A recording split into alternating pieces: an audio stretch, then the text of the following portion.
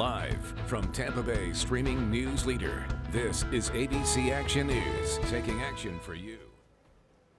How you doing, everybody? So it's 3 o'clock, and we obviously have a weather alert going on. Shay Ryan in the Weather Center. We have Paul and LSG over at the desk. And what our plans are over the next hour is to have an interactive Q&A session with you at home. If you're watching on television, then we'll try to answer everything we can. If you're watching on our streaming app or on Facebook, you can actually ask questions, and Lauren and Paul will relay them to us. So let's give an overview about what's going on. Obviously, as we've been showing for the last couple of hours, we do have a tornado watch in effect until 9 o'clock tonight. And the leading edge of this storm is moving this way. You can see the red boxes. That is where the tornado watch is in effect. Again, the difference between a watch and a warning. Let's go over that. A tornado watch means conditions are favorable that we're going to see the development of a tornado. It does not mean that we have one at this point. There isn't. When it goes from a tornado watch to a tornado warning, then we either have the signature of a tornado on radar, or someone may have said, hey, I see a tornado, and they contacted the Weather Service, or law enforcement did, or a storm spotter did, and then a warning is issued. So again, right now, we have watches in effect with good reason. So we're going to go ahead and zoom in to what we have right here. The leading edge of the storms. And by the way, this will be a pretty quick moving front. So we've had incredible winds all morning and the afternoon. We've had wind gusts of 60 miles an hour, which is strong tropical storm force winds. And that was before any of this even arrived. So we obviously have already got a ton of energy in the atmosphere. And these storms now moving into Citrus County with winds gusting between about 40 and 50 miles an hour, and obviously some very, very heavy rain coming in. And there is a lot of lightning with this as well. Now, areas in Alachua County, Gainesville, Marion County, Ocala, they have already seen a tornado warning. In other words, a tornado was spotted.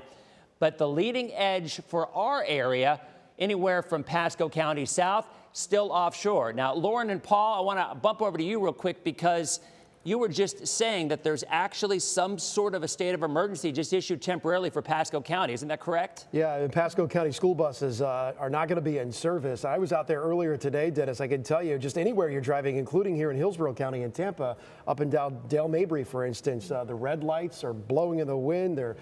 Things are flying around out there, and so all the bridges as well. We were on the Courtney Campbell Causeway, and the waves are going over the walking path on the Courtney Campbell. The Howard Franklin, we're also watching a lot of water, so be careful on the bridges. But yeah, Pasco County, local state of emergency, and Pasco bus service suspended as of 3 p.m. They do expect, though, to reinstate that later today. Yeah, Dennis, I was just curious, because Lauren was talking about this, basically the storm surge that you saw on the Courtney Campbell Causeway. The flooding that we're talking about when we talk about sandbags, and you see these live pictures here, is that Courtney Campbell? Yeah, that's right there, Courtney Campbell. You see the waves are really whipping there. When we talk about the flooding concerns in Pasco and Pinellas counties in particular along our coast, here's another live view. Are we talking more about the downpour, the rain coming from these clouds, the rainmaker, or are we talking more about the water that's being pushed onto the shore? Yeah, that's a great question, Paul. And I think that's one that a lot of folks kind of misunderstand, because it has nothing to do with the rain. Nothing to do with the rain. Matter of fact, it has everything to do with the wind pushing the water and the direction in which that wind is coming from. Today, let's figure this out. Today, we've had southwest winds. So that means the wind and the water is coming in from this direction. But once the line of rain comes through, once the front comes through, the winds will shift to the west-northwest.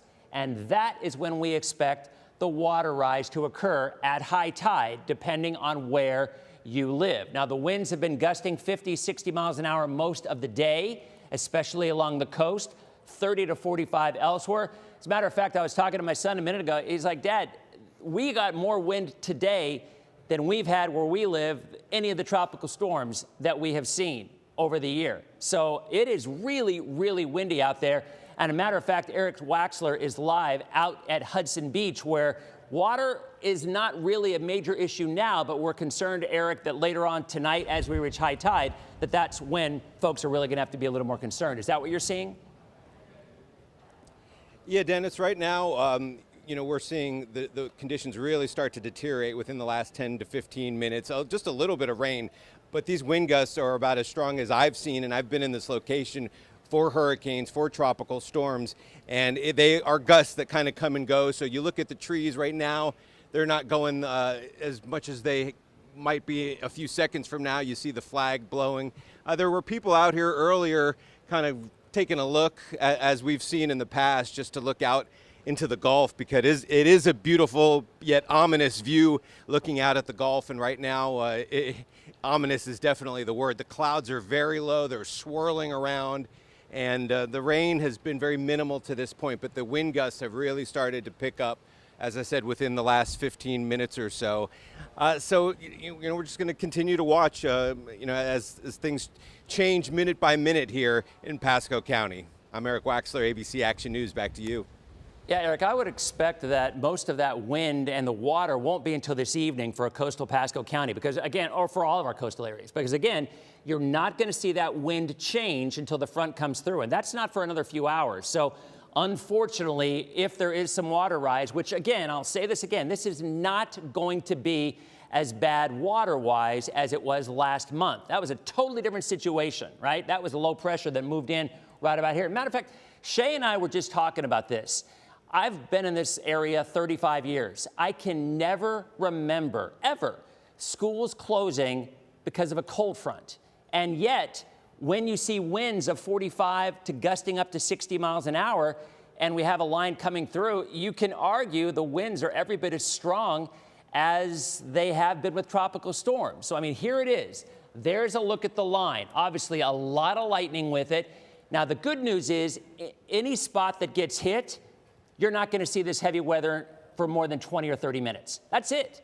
It's not like a tropical system where it lasts hours on end. 20, 30 minutes of the heavy weather, and then the rain lingers. Now, we went to Pasco. Let's go to Pinellas. We have our Casey Albritton, and Casey's live in Gulfport. We've been having wind reports along the coast, Casey, of 60 miles an hour in the last hour, and clearly it looks a little worse where you are than where Eric was.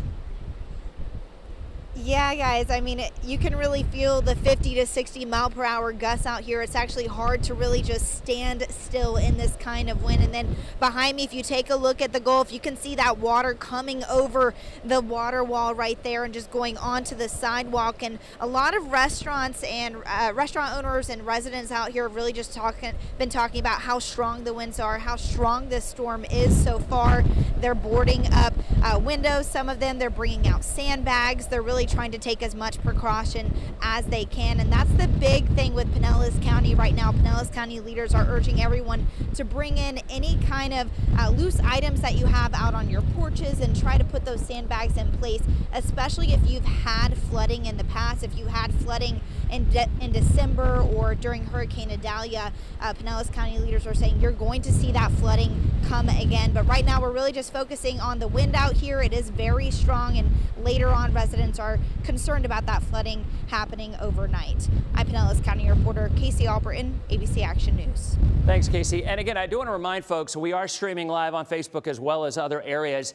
Lauren and Paul are monitoring your questions. Here's a look at our tower cam out from Clearwater from the Hyatt Regency. And, you know, again, this is a strong cold front. The water rise is obviously something we're concerned about. That is later tonight. That has nothing to do with rainwater. Matter of fact, this is going to be in and out so quickly that I would expect to see maybe only ½ an inch to 3/4 of an inch of rain in most areas.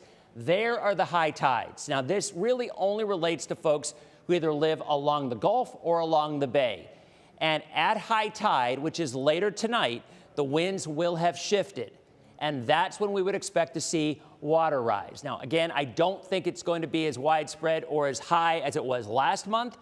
But if you live on the water and you live in an area that is notorious for flooding and you know your area, then you have to take precautions, because the timing of this, you notice, is not now. I mean, honestly, we're closer to low tide right now. There's a 6-hour difference between high and low tide. And when you look at these numbers right here, these high tides are well into the mid-evening, in fact, approaching the overnight hours. So again, as I said, Lauren and Paul are monitoring your questions on my Facebook feed. They'll be happy to share them. I want to go over to Shay Ryan in the Weather Center, because Shay, you know, we've been looking at the radar. It's getting pretty close right now in terms of overall rain, but obviously we're not expecting a ton just because it should be in and out rather quickly, yes?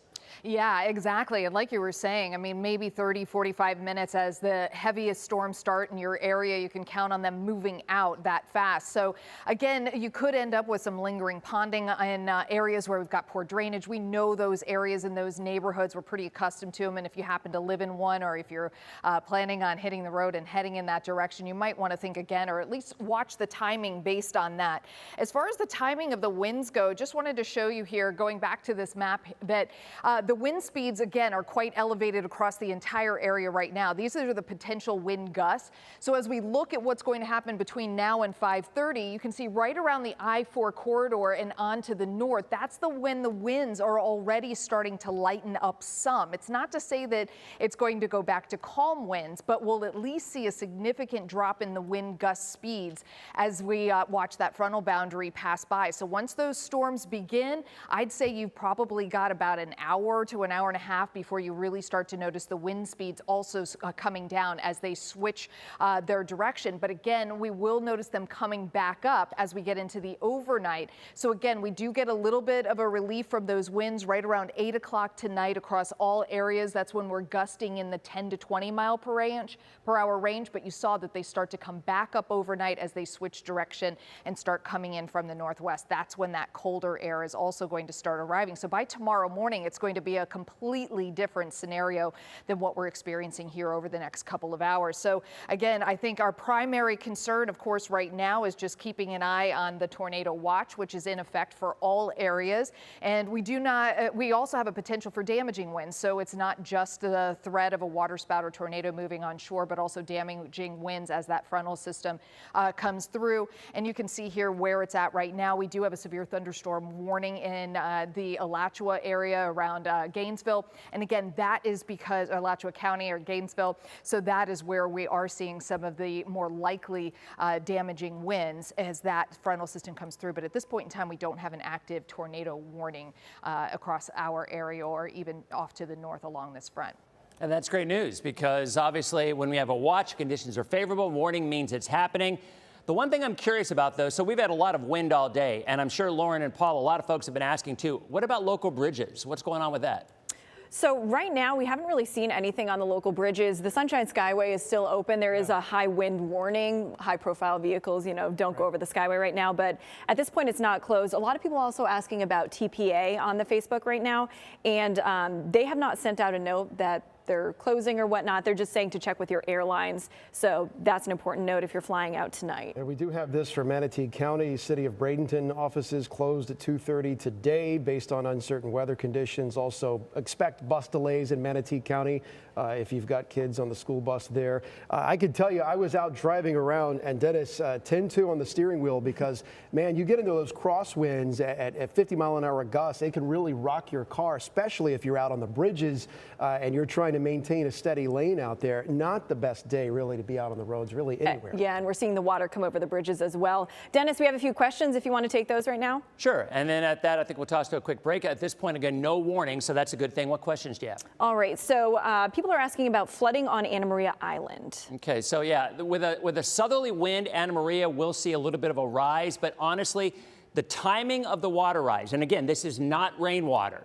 So if you live in it, and this is completely Gulf water when we talk about coastal flooding. So if you're concerned if you're going to flood if you don't live on the water, you won't, because the rain isn't going to last that long. We're not going to see that much rain. When you see us talking about coastal flooding, it's because of the water and the direction the wind is pushing that water, and a 2 to 3 foot rise is possible in these areas. Obviously really nasty out there over at the mainsail and Anna Maria Island. But if you're looking, and the surf is obviously significant as well, but it will be later tonight. So if you're thinking, well, I'm okay right now, you are in terms of water rise.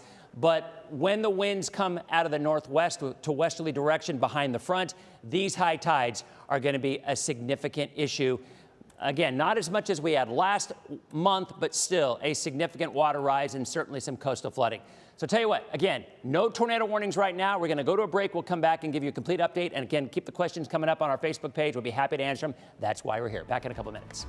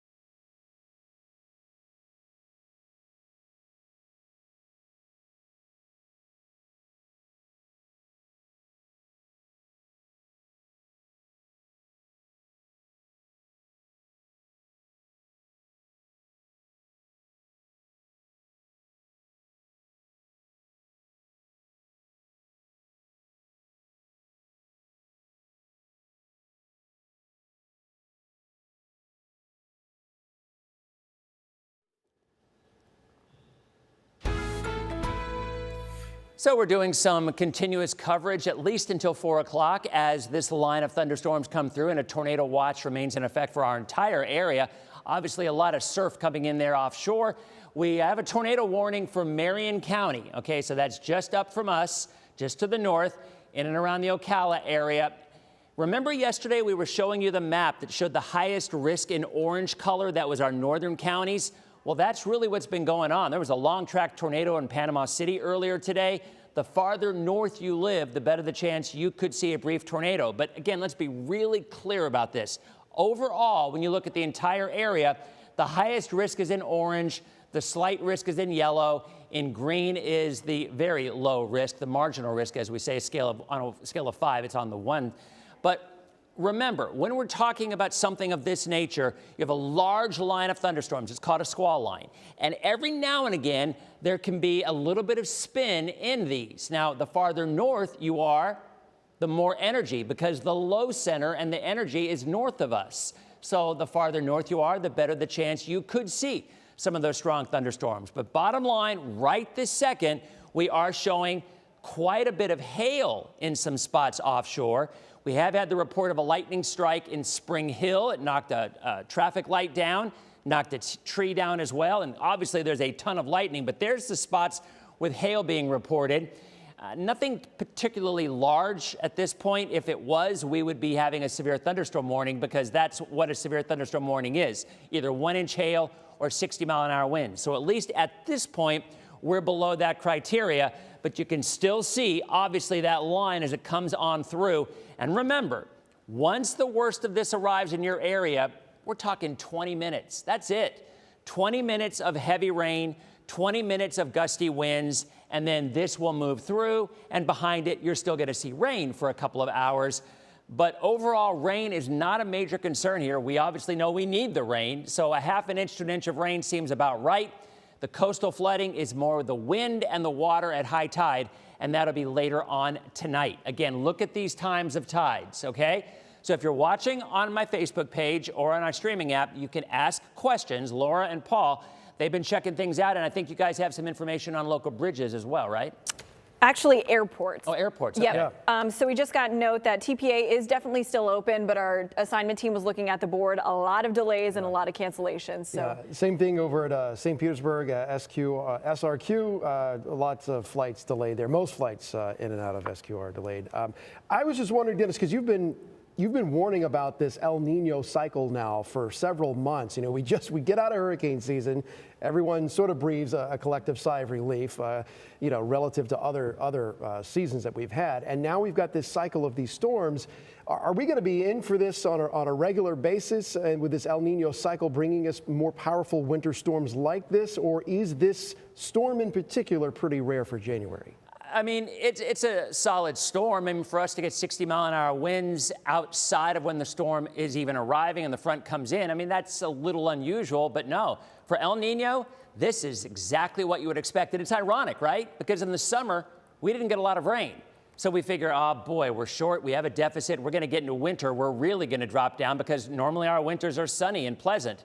In an El Nino, it energizes the atmosphere in the south. That's the way traditionally it works. And every 4 or 5 days, we get a front or we get low pressure in the Gulf. So interestingly enough, when we're typically supposed to be dry is when we're really kind of beginning to catch up on our rain. We got a long way to go, mind you, but every little bit helps. So yeah, I think we see another one on Friday, not to this degree, but some rain, and another one next Tuesday. And we're hoping it won't be Monday. Obviously, with the Bucks and the Eagles going on over at Ray J, the last thing we need is a soggy field like this. But as you were saying, if you're just tuning in right now, a tornado watch remains in effect until 6 o'clock. And we are now seeing the leading edge of this going in. And the yellow boxes are severe thunderstorm warnings. So that's just to our north of the villages into Marion County, heading over toward the east coast from Daytona, Flagler, up to Jacksonville. But all of this line is hanging together. So I don't care where you live in the Bay Area, you are going to see rain out of this. But traditionally, Shay, and we talk about this often, the biggest threat with these are usually water spouts offshore, and then they move onshore as a brief tornado. I know the Seminole area has been hit over and over through the decades. of waterspouts that move onshore. So are we seeing any kind of rotation offshore that poses any risk, at least right this second? At this point, we haven't been. What we've been seeing have, in fact, when we look at the local storm, when we look at the storm tracks, it has mainly been the bit of hail, but we're not seeing any of that early signal of rotation. We're not seeing any of the indications, at least at this point, that would show us a concern for that. Normally we would get a marine warning as well, a special marine warning if we start to see a little spin just offshore. So far haven't seen that. So again, I think things are looking in our favor. That doesn't mean that something can't develop very quickly though. Okay, awesome. Well, we're still fielding questions. Okay, I'm going to check out some information from the Weather Service. They're streaming live as well, giving updates on Slack and letting us know if there's anything concerned. So we're going to check that out. Lauren and Paul are going to look a little bit more at the questions, and we're going to get some more information. And again, Pasco County, last we checked, guys, Pasco County had a local state of emergency as this line came through, correct? Yes. That's right. And if I can't just correct one thing I said SRQ, that's Sarasota Bradenton International Airport. They're seeing the delays right now. Most flights, in fact, in and out of SRQ, Sarasota Bradenton International, are delayed. TPA, kind of a mixed bag right now. Yeah, someone actually just said on the Facebook Live they just flew into TPA and it was smooth. So I guess really just check with your airline and we'll figure it out from there. If there's any airport that can handle it, TPA can, but they might err on the side of caution. It is windy out there. I mean, we've been feeling it all day, but right now it's starting to definitely pick up. You can see it in these live pictures. And guys, again, as we have this group effort here, Shay's over there raising her hand with something to say. So clearly there's something going on over there, Shay. What do you got? Yeah, so I stand corrected. We do have special marine warnings. And in fact, I'll come back on here. So along the coast, we do have special marine warnings. I didn't have the right tab clicked here on this computer, but on the other one, I can see it clear as day.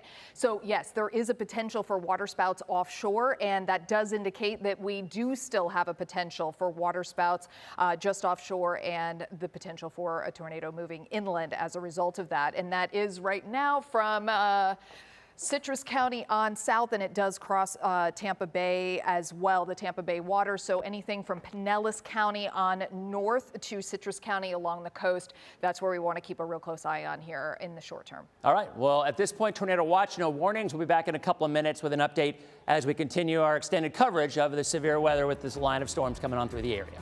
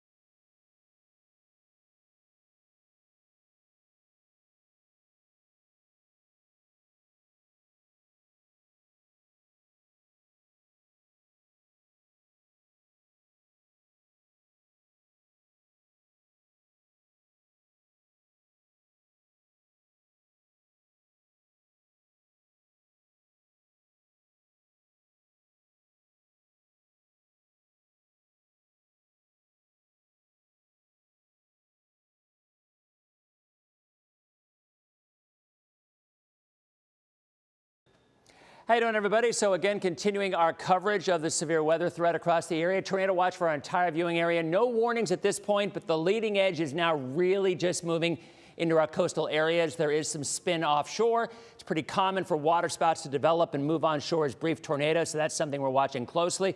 Want to show you a Futurecast real quick. A lot of folks on Facebook have been asking about Polk County inland areas. Again, the threat pretty much the same for much of our inland areas as it is along the coast, although usually the storms start to weaken a little bit as they go more to the south. Timing, this takes us to the 4 o'clock hour, maybe a little bit fast. I think it's probably more like 4:30 or 5 when it moves through Tampa, Lakeland, all the way down to Sarasota.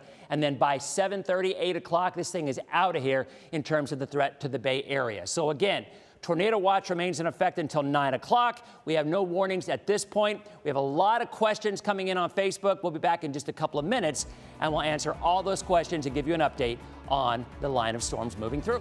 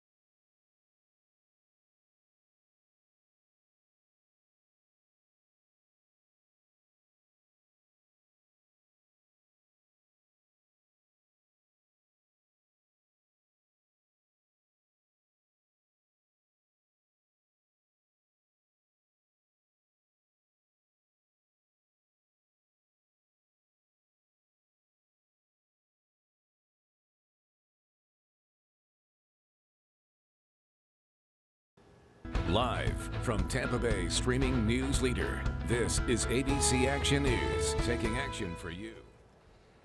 How you doing, everybody? ABC Action News Chief Meteorologist Denis Phillips, along with Paul Legrone, Lauren St. Germain, Shay Ryan. We're kind of just hanging out in the studio. Guys, it kind of has that feeling of hurricane coverage, which is kind of crazy because we were just talking about this. It's a cold front. We get a lot of cold fronts. So to be able to see cancellations and whatnot as a cold front comes through seems kind of rare, doesn't it? I mean, it's something I can't remember. Shay and I were saying it's been 30 years. I don't ever remember playing out like this. And fortunately, at least at this point, there is a tornado warning in Marion County, but there are no warnings in our area, and there's still some spin offshore. But the bottom line for the last couple of days, we've been saying this. Look, you're going to have 20 or 30 minutes of very heavy rain and then a lot of wind. The Skyway, obviously, still open. So that's good news. So we're at least at the Skyway, winds have got to be less than that 40, 45 mile an hour threshold that a lot of times they will close it. And there is the chance, though, as this line comes through, and Paul and Lauren, I'm sure you both have seen this quite often, that even if it's only temporarily, the Skyway could close as that line of wind comes through. I mean, are you seeing anything that concerns you in terms of cancellations or whatnot? I mean, I know Pasco County has some stuff going on. Yeah, I mean, frankly, I would not be driving across the Skyway right now. Absolutely not. But it is still open. Yeah, clearly we saw people going across the bridge right now. But I can tell you, just being out in it today, Dennis, and you can see the camera clearly shaking there. This is one of those days where it's definitely 10-2 on the steering wheel. We know that, as you mentioned, the different counties are handling this differently. Manatee County currently under a tornado watch until 9 o'clock. So if you don't have to be out there, don't be out there. Pasco and Pinellas counties made the decision today to alter their school schedules. They didn't. Some had early release and some didn't have school at all. If we take another live look here in Clearwater, and that you look at the big picture here as we do the round robin. That's the Courtney Campbell Causeway, and I know Lauren, you were out there earlier today, and all of a sudden that water got pushed up onto the highway there. Kind of comes out of nowhere sometimes with the gust of wind that can really move that water pretty quickly. We were driving on the Courtney Campbell. My photographer and I said we need to pull over to get video of this, and the waves slammed into us, got soaking wet. Wow. So there's a lot of water out there that's moving quickly because of the wind. So let's get to some of the questions that we have going on right now. And by the way, the airports are all still open, but a lot of delays and cancellations. So check with the airline before you go out. Look at that light pole there moving too. Yeah, a lot of things are just moving and swaying in the wind. So Dennis, we have a lot of Eckerd College moms on this Facebook group. So if you wouldn't mind talking a little bit about that area. Yeah, I mean, I think in general, the winds, and we've been saying this again for a few days. Look, the overwhelming majority of our area is going to see winds of 35 to 40 miles an hour, gusts to 50. Think afternoon thunderstorm, all right? So then the question is, well, then why is there so much fuss about this? Why were some schools closed? Why? Well, there's a couple of things going on. First of all, I mean, I think there's a lot of folks who feel better safe than sorry, right? And the one thing you have to remember is in Pasco County and other areas, the water rise is obviously a really big thing. But for Eckerd College in general, you got nothing to worry about. Look, I mean, is there an isolated chance, a 1 in 500, that maybe a wind gust or a brief tornado could pop? Sure, we're under tornado watch. It's a possibility. But the overall forecast is some strong and gusty winds as we see the line come through. And yes, there could be some spin. And that's really why we're here. I mean, if you live in Seminole, you know what I'm talking about, because many, many times you have a waterspout that moves onshore as a brief tornado and does some damage. And every now and again, it can be bad enough that people could be injured. It happened at an elementary school back in the 90s. It can happen. So it's kind of our job to just walk you through it and let you know that for the overwhelming majority, we're just fine. But the water issue is another animal entirely, because a lot of folks remember last month, and there were some folks say, how come we didn't get warning? I mean, we stood here for a week and said there would be 3, 4, up to 5 foot water. But until you're living it, it's just one of those Florida things. We're not going to get it. I mean, I get it. A lot of people feel that way. So we're talking about water rise, and Eric Waxler is live right now at Hudson Beach, where the water shouldn't be coming up yet. I would think it would be more this evening, where folks are probably going to have to be a little issue, although it looks like I saw some lightning behind you right there. Yeah, Dennis, there is a little bit of lightning. I'll just call it nasty. That is what it is out here at Hudson Beach in Pasco County. We've seen bad weather for tropical storms and hurricanes in the past here. This is definitely major when we're talking about the wind. We've had some serious wind gusts, although right now we're in a little bit of lull. And you mentioned the water. You can look at the Gulf, and that's why we pick this area so often, because you can really get a good look at the conditions. And later tonight, perhaps the water will come over that seawall. We have seen that happen in the past. About 10 minutes ago, we saw the heaviest rain that we've seen, but now it's back to kind of just a little bit of a sprinkle, and the wind has definitely died down, but we've seen major gusts that have had those have those trees whipping in the wind and that flag going too. But the restaurant right here in at the marina, they're open. They're serving seafood over there. We've seen a few people come around to get a look, but right now it is quiet, and conditions definitely have deteriorated here, and we'll see if they get even worse in the next couple of hours. But for now, I'm Eric Waxler in Hudson Beach. We're going to throw it to Casey Albritton, who is in Gulfport. Casey? Yeah, I'm over here in Gulfport, and really the wind is the biggest focus over here right now. We haven't seen too much flooding yet. We have seen some water come over the seawall, but take a look at the trees out here. The trees are really just showing how strong the winds are out here. It's kind of difficult to stand up. It's even hard to really keep the camera still at some points. But let me just tell you, a lot of these restaurants are really trying to prepare for all of this. They've been putting out sandbags all day and really just bringing in any items that they have outside that could fly around the area. And that's one thing that Pinellas County really wants you to keep in mind is if you have stuff outside of your house on your porch, you need to bring those in because those could end up flying around and could cause some damage elsewhere, and we don't want anyone to get hurt out here. So that's a big focus. Another big focus for residents is flooding later tonight. So that's why a lot of residents have put up sandbags near their homes and really just praying and hoping for the best, and we'll keep you updated throughout the rest of the evening. I'm Pinellas County reporter Casey Alberton, ABC Action News. Yeah, Casey, I mean, if I were to guess in terms of our forecast, in terms of how the water rise impacts compared to about a month ago, probably about 18 to 24 inches less than it was. Still, you can see the wind. Obviously, it's coming in right now, gusting at about 50 to 60 miles an hour. I mean, those pictures that we were showing of those palm fronds, I mean, that looks every bit as strong as some of the tropical storm winds that we had earlier on this season. But I want to mention something. So I was at a grocery store last week, and I was talking to a woman who lived in Crystal Beach, and we was talking about last month's flooding.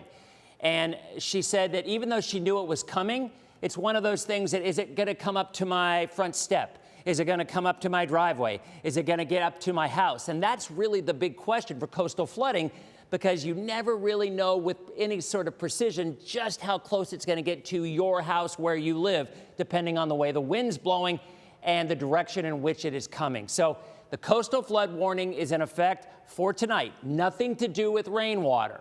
It's only the water push. And these high tides, we're actually more at a low tide right now. So honestly, over the next 6 hours, between around 8 o'clock tonight and midnight is when the water will be highest. I don't think it'll be as bad as last month, but yes, areas that have flooded in the past will likely flood again. We'll talk more about that and take a live look at radar, show you the spin that's going on offshore, and are we expecting any kind of warnings in our area in the next few minutes? That's all coming up in just a couple of minutes.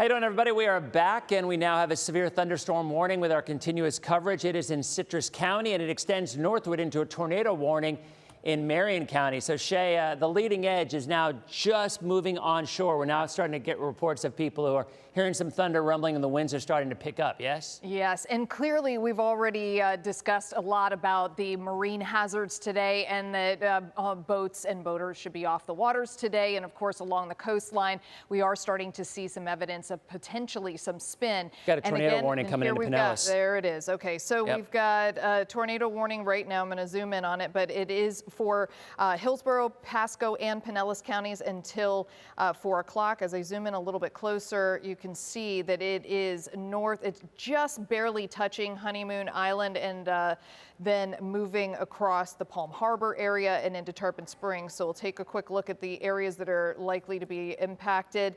And it'll be moving right across Palm Harbor, East Lake, Trinity, Keystone, and Cosme. So again, this is in that Odessa Keystone area in northwest Hillsboro County. So if you are in those areas, you definitely want to stay indoors, away from doors and windows like you would typically hear. Right now, as we're looking at, let me see if I can I'm going to go ahead and read this. This came in from the Weather Service. It's until 4 o'clock, all right? So what this is exactly what, boy, you can, right there it is. You can see it right there. Right there. There's your spin. So if you live in this area, it says a severe thunderstorm capable of producing a tornado is located near Palm Harbor or about 8 miles southwest of Holidays, pretty much right over my neighborhood. At this point, it is there's your spin. You see where the red and the green, I'm going to walk over there and show this on the chroma key wall. But again, this is what we talked about just about 3 or 4 minutes ago. When you get a water spout offshore that then moves onshore, okay? So when you have this area right here, when you have red and green together, this is you're no longer looking at rain when you look at this, you're actually looking at air motion. And you're looking at rotation. So this is based on the rotation when that air is moving from or away or toward you, right? So like a merry-go-round. If you're in the middle, half of it's spinning one way, the other half spinning the other way. So when we look at radar, that is what we see as this is moving off to the northeast. Now, again, I know this area very well. This is pretty much my neighborhood. So anywhere from, let's say, Klosterman Boulevard off of Alt 19, all right, southward along Alt 19, over toward when you get into the Palm Harbor, the Ozona area, the Crystal Beach area. Now, let me be really clear about this. The overwhelming majority of these storms, when they are water spouts, they come on shore briefly as a water spout and then they dissipate, but not always. So if you live in this general area, and again, you can say from the north side, I would say, Shay, let's go ahead and zoom in even a little bit more because, again, I know this area really well. So as this comes in, I mean, I know it's a bunch of colors that might be a little meaningless to you, but all this means is the rotation as a water spout is expected to move onshore very soon, like literally any minute. So if you live in this area and you either see or hear the rotation of a storm coming, you want to go into an interior part of your home, away from windows. That's the key. We don't have basements in Florida. So when something comes in this direction, you want to be in an interior room on the first floor, either in a bathroom or in a windowless room if possible. I will tell you my experience is the majority of these storms typically don't produce a lot of damage, but when there is rotation, as there is, and the computers are showing it, then we'll follow it. At this point, looking right in there, I don't see a particularly impressive signature at this point. We'll see what happens as it gets closer over the next minute or two. But again, here's the area we're concerned about. Say south of Klosterman Road, down through Alderman Boulevard on Alt 19, alternate 19. It hasn't made it to US 19 yet, all right? And then you go a little bit more south to Tampa Road. In that general area, Tampa Road to Klosterman is where that rotation is, and it is moving onshore. That's very near to Innisbrook. That's very near to several areas, Crystal Beach. So, and I will tell you, in the last couple of years, I think I've probably had 4 or 5 areas of rotation, water spouts, move onshore. And of those 5, only 1 caused a couple of trees to go down, and that was it. So, you know, we're looking at this right now. Shay, are you seeing anything else from the Weather Service? Have they sent anything else on there? Because I have yet to see anything at this point.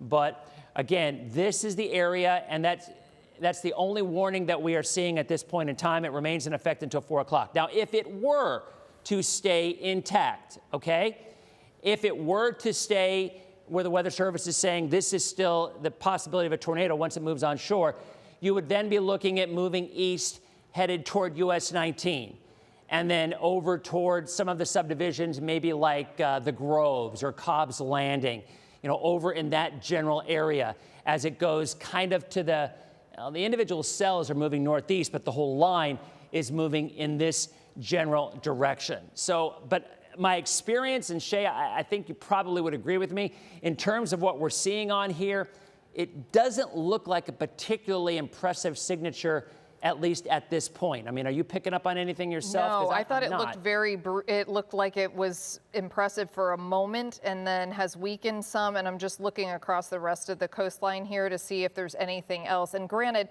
you do see red next to green, but it's not you want to see a hook. You want to see a little bit of a dip and a C shape, and that would indicate the rotation. So as you get a little farther south here offshore around Madeira Beach, but again, this is well offshore, that's where maybe there's a little bit of spin in this area here where we're zooming in a little bit closer. This is where you're getting more of that coupling.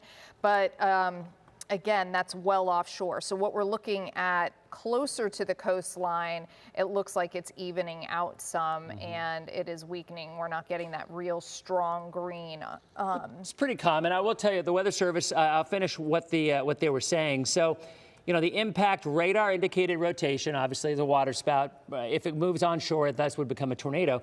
Flying debris will be dangerous to those caught without shelter. Mobile homes will be damaged. Tree damage is likely.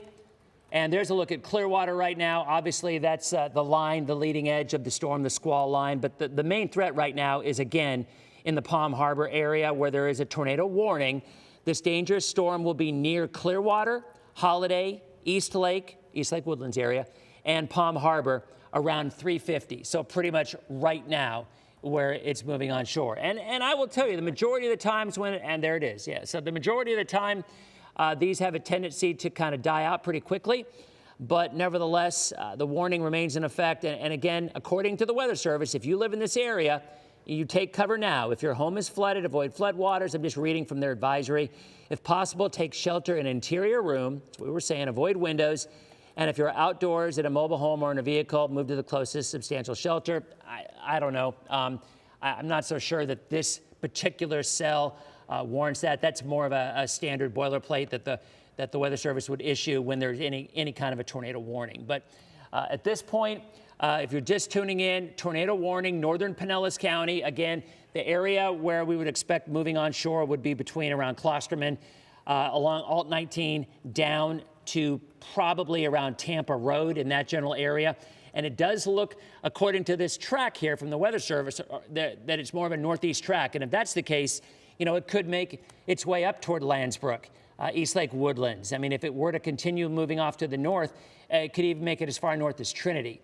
But at this point in time, what I'm looking at is probably a rather unimpressive signature at this point. Very strong winds, some very heavy rainfall. There's not even that much lightning now associated in this area. So it's mainly the wind and the rain. And we still do have that severe thunderstorm warning for central Citrus County, as well as northern Sumter County. Now that runs until 4:15.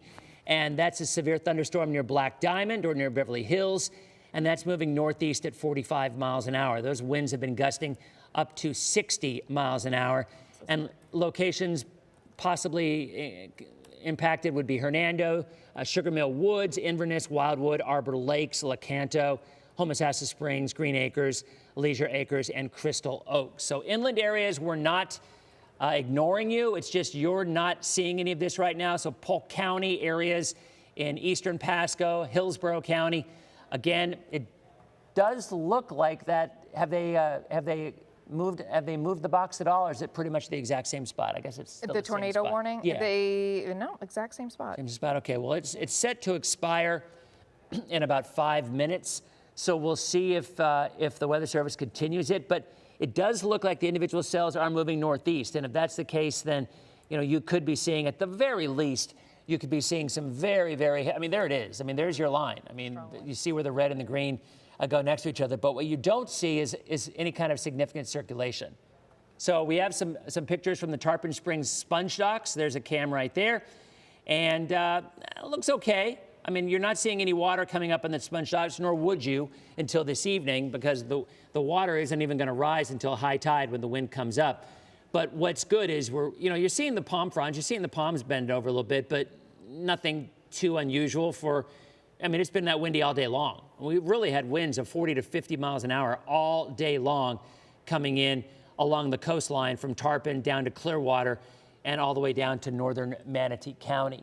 But I'm looking again from the Weather Service. I've not seen, here's another update. Let's see what we're getting another severe thunderstorm warning for southern Pinellas County. Yep, there it is. So what it is, severe thunderstorm warning for southern Pinellas in west central Florida at 3:54. A severe thunderstorm located near Seminole. Seminole always seems to get these things.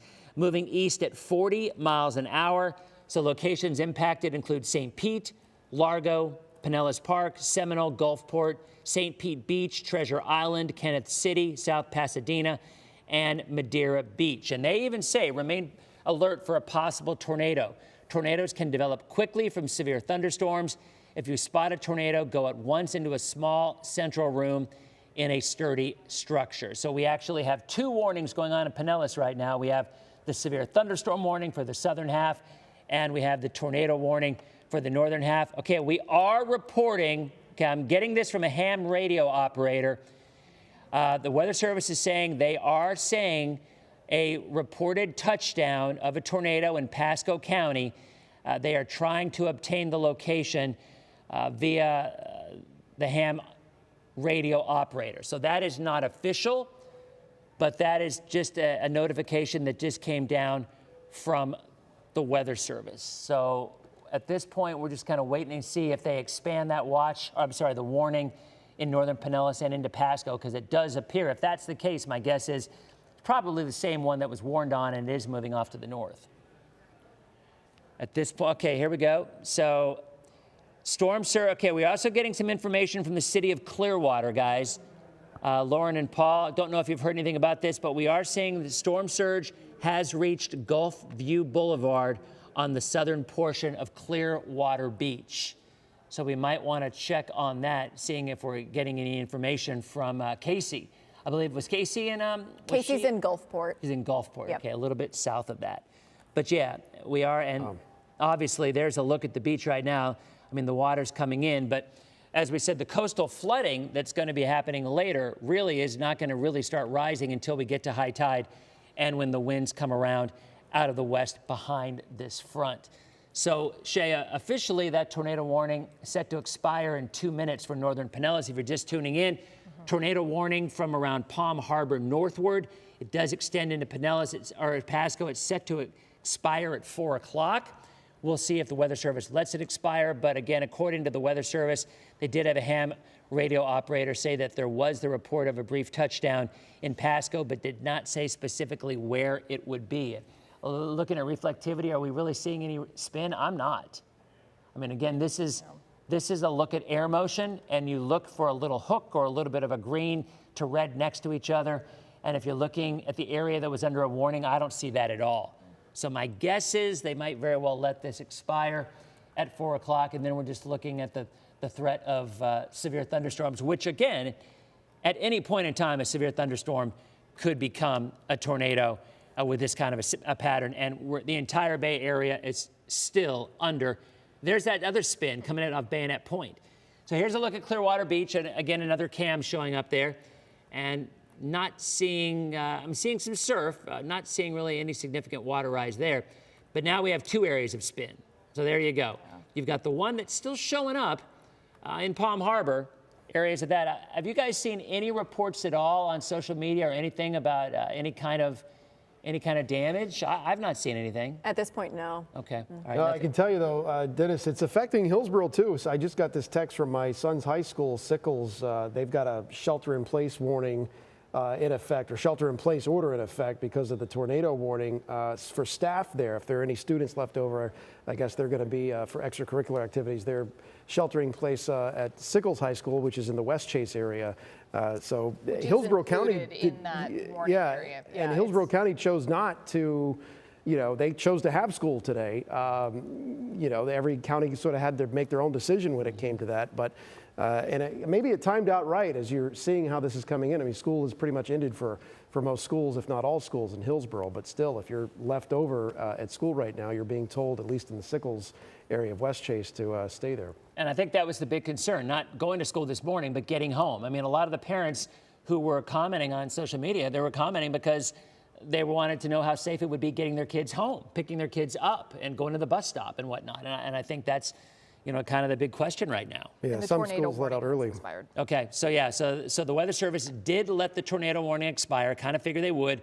We will see if they will reissue because, Shay, we both know that it's very common, even if a warning expires and a tornado goes away, that it can sometimes pulse back up again and they can issue a new warning. But at this point, that's some good news. That they, I'm looking at that ham radio operator again, talking about where there was a location of a touchdown. Still haven't seen anything. But at this point, it does look like they've at least let it expire. Whether they reissue, we will see. So summing it up, the tornado warning that was in effect for northern Pinellas has expired. There's still a severe thunderstorm warning for southern Pinellas. There's also a severe thunderstorm warning in effect for Citrus and Sumter County. I think it's safe to say, Shay, either of those, certainly it's possible that there could be a brief spin, but the majority of the time, these move onshore as waterspouts. It's much easier for rotation to occur over the water because there's less friction than if it's over land. So if you get a waterspout develop over the Gulf, it moves onshore, it then runs into more friction, whether it's land, whether it's structures, and our tornadoes are usually really small. Typically they are. They're EF zeros the majority of the time. So it causes them to weaken pretty quickly. But at this point, that warning has expired.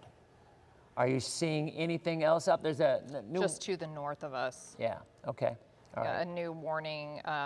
Let's see, it's going to be... This is a severe thunderstorm warning for Flagler, Marion again, Putnam, and St. Johns counties. Okay. And then a tornado warning there at Marion and Putnam counties. How are the cams looking, guys? How are the cams around Clearwater and the bridges? Because a lot of folks are asking, is a bridge going to close? Because this line is getting really close to the Skyway. And I think that's going to be something we'll have to watch because, looking out over in the Clearwater area, look, that's the traffic circle, I think, right there, right there over as you enter Clearwater. So it looks fine. I mean, it looks like an afternoon thunderstorm, right? Mm-hmm. I mean, it does. And the water issues will not be because of rain. So don't think that we're going to be any kind of flooding because of rainwater. We won't. If there's any coastal flooding to be had, it is going to be because of Gulf water coming in with the winds shifting later on tonight behind the front. So at this point, that's kind of what we're looking at right now. I want to go ahead and see if we have some of those cams that we can take. And then at that point, we'll kind of, since we have no warnings currently in effect, I think we have the ability to either go talk to Casey or maybe go and check out a few more things. Lauren is checking in right now on if there's any kind of issues, any other cancellations. There's the Skyway.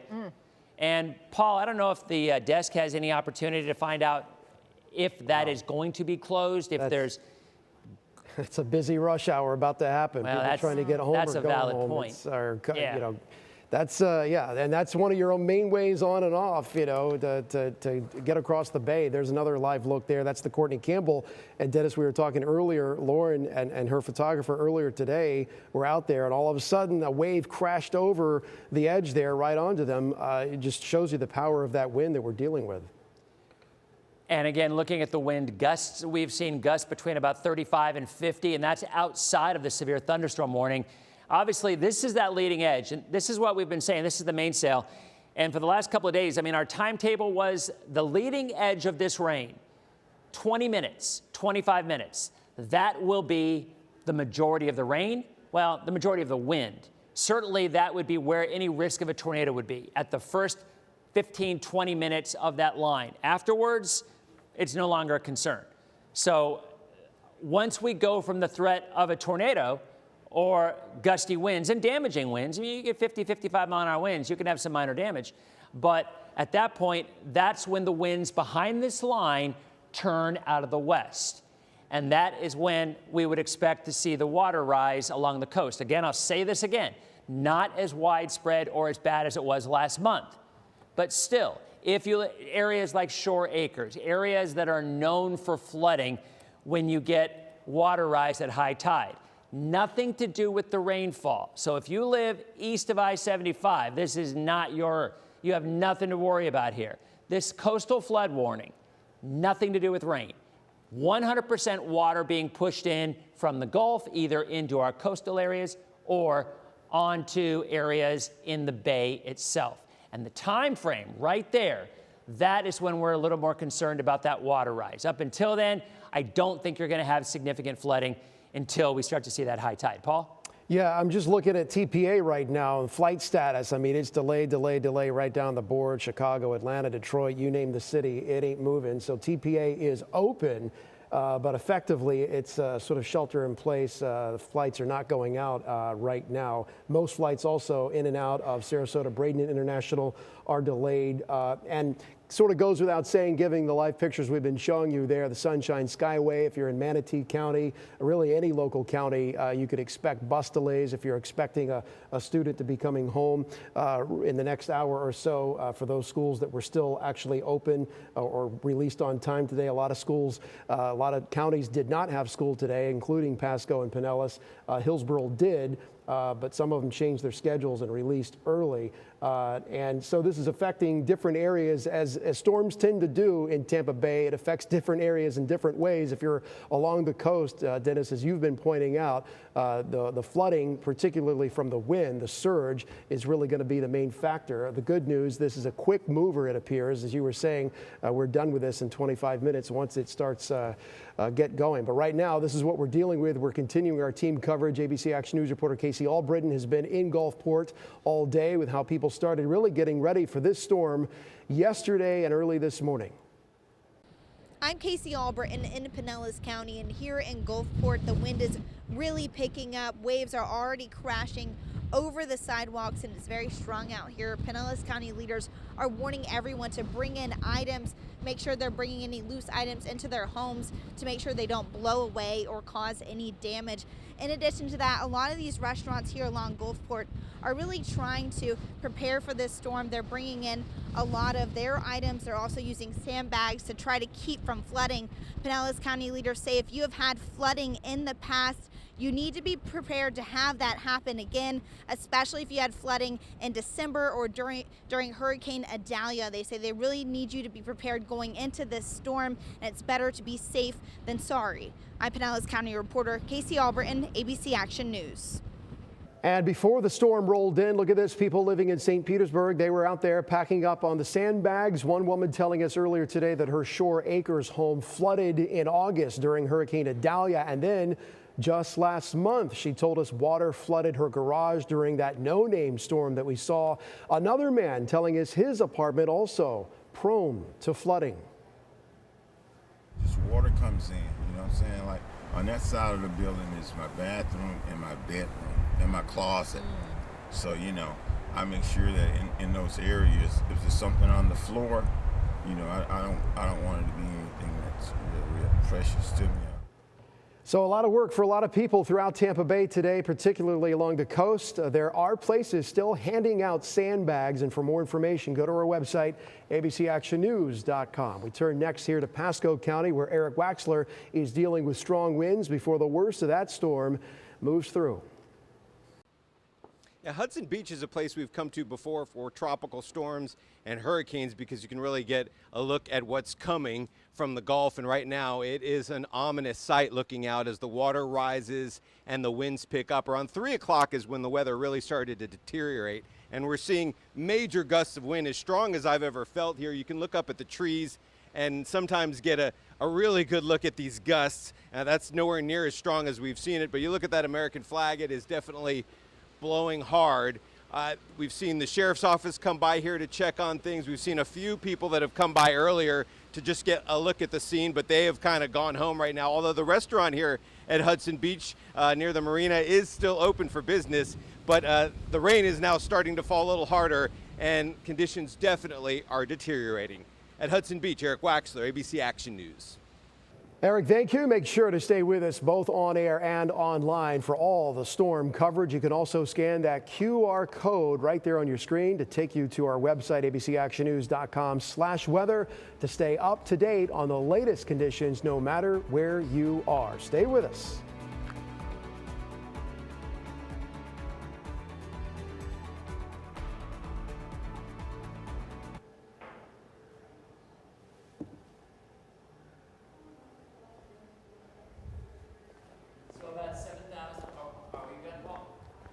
No, go ahead. 7,000 out without power with Duke and 1,000 with Tico. So nearly 10,000 people without power. Okay. All right. Toss to Shay. All right.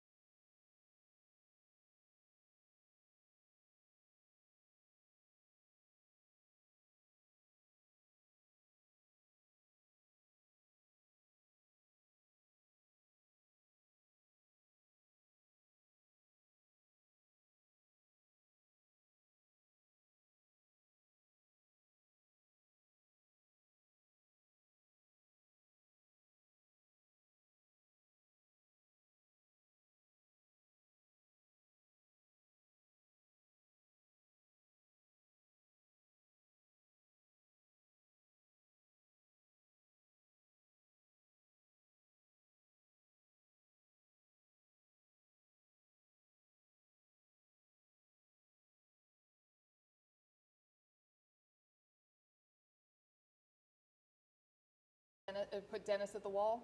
Whatever you guys want. Yeah, let's do what we've done. But I don't have any information. Right Oh, here. you've got it? Yeah. I can read it. Okay, go ahead There it if is, you here want. it is. Central Pinellas extending into Hillsboro. Also watching an area in northern Hillsboro, southern Pasco. So what's it saying? Okay. Yeah, just As long as you got the graphics up, we're good. yeah.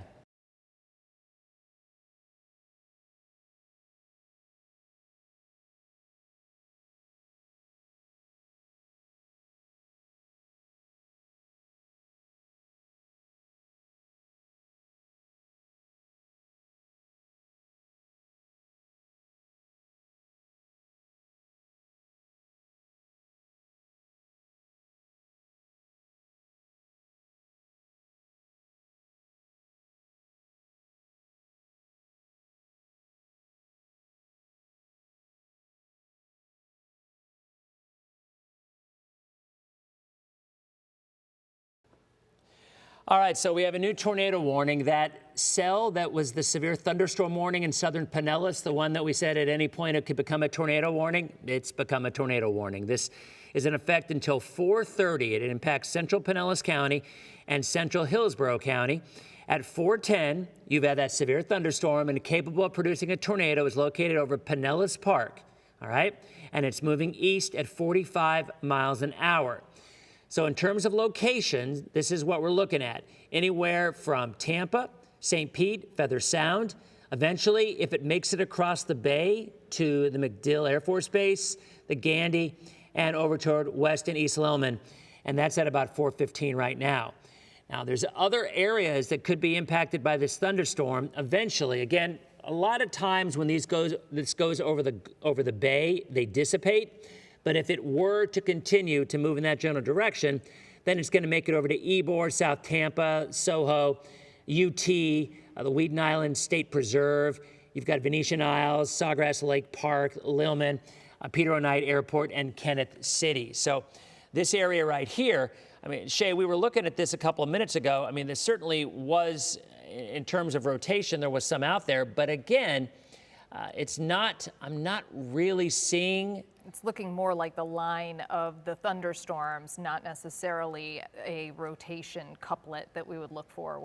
Exactly, yeah. And it's, even the one in Pinellas, the one in northern Pinellas, which expired. I mean, I've not had any reports of any damage, fortunately, right? Mm-hmm. But, when you have a severe thunderstorm, you can get winds of 60+ miles an hour. Straight line winds can be worse than a weak tornado sometimes. Yeah. So officially, the Weather Service did see enough rotation in this. I'll be honest, I'm not seeing a ton of it at this point. That doesn't mean it's not happening. It might be my eyes are going, but yeah, me both. But at the very least, it could be that it is just above the surface and hasn't quite reached the ground. Sometimes you'll get some circulation that doesn't reach the ground as well. Yeah. So at this point, we still have. And by the way, the Weather Service also mentioned that there's another area that they're looking at in northern Hillsboro County. Well, this one has all the watch boxes on there. I don't want that. Yikes, that's not good. No bueno. All right, so you look into northern Hillsboro County as well, southern Pasco. At this point, do we have storm tracks? Pop that on there. There we go. So, yeah, there's the other one. That's the one they're talking about. Yeah, so see this in southern Pinellas, northeast of Keystone, near the Odessa area, actually. Mm-hmm. And let's go ahead and storm track that and see where it's going, because I certainly think, here we go. So these are some of the areas that this early rotation, this has not been warned on yet. A couple of numbers here. When you see a Titan impact of 4, that means it's probably not a tornado at this point. Usually you would expect to see that number to be a 7 before it actually means it's a trackable entity. But there is some, and that's probably why we see early spin on that. But at this point, that one is moving off to the southeast. And by the way, letting you know, the ham operator in Pasco is saying they cannot confirm that tornado touchdown that they had mentioned earlier on. So that's good news. We're also getting a 1-inch total rainfall rate, winds gusting up to about 45 miles an hour. So at this point, here's what's happening. You've got this tornado warning, all right, that was from right around the Pinellas Park area moving east. Whoa, did we just lose some monitor that we lost? Oh boy, that's what happens. You get lightning around our building and we start to lose monitors. But not on TV, luckily.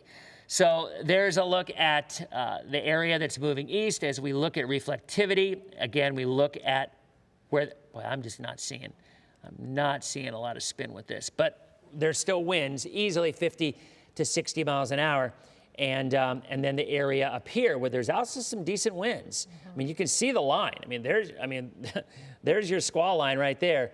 I mean, when you look at it moving in from right here, just right in that general direction, and back behind it, the winds shift. And once they do, that's when we're going to start to see the possibility of some water picking up down the road. Shay, why don't you go ahead and take that? I'm going to head back over.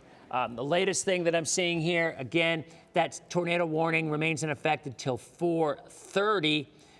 It's possible that they could let it go before then if they no longer see rotation. So far, those are the two things that we're seeing. Paul, in terms of, okay, never mind. It's changing his mic battery here. That's part of the continuous coverage stuff. So again, looking out over at northern Pinellas, we had a warning about 15, 20 minutes ago. I've talked to a lot of folks in northern Pinellas in the last 15 or 20 minutes, and none of them had any kind of damage at all.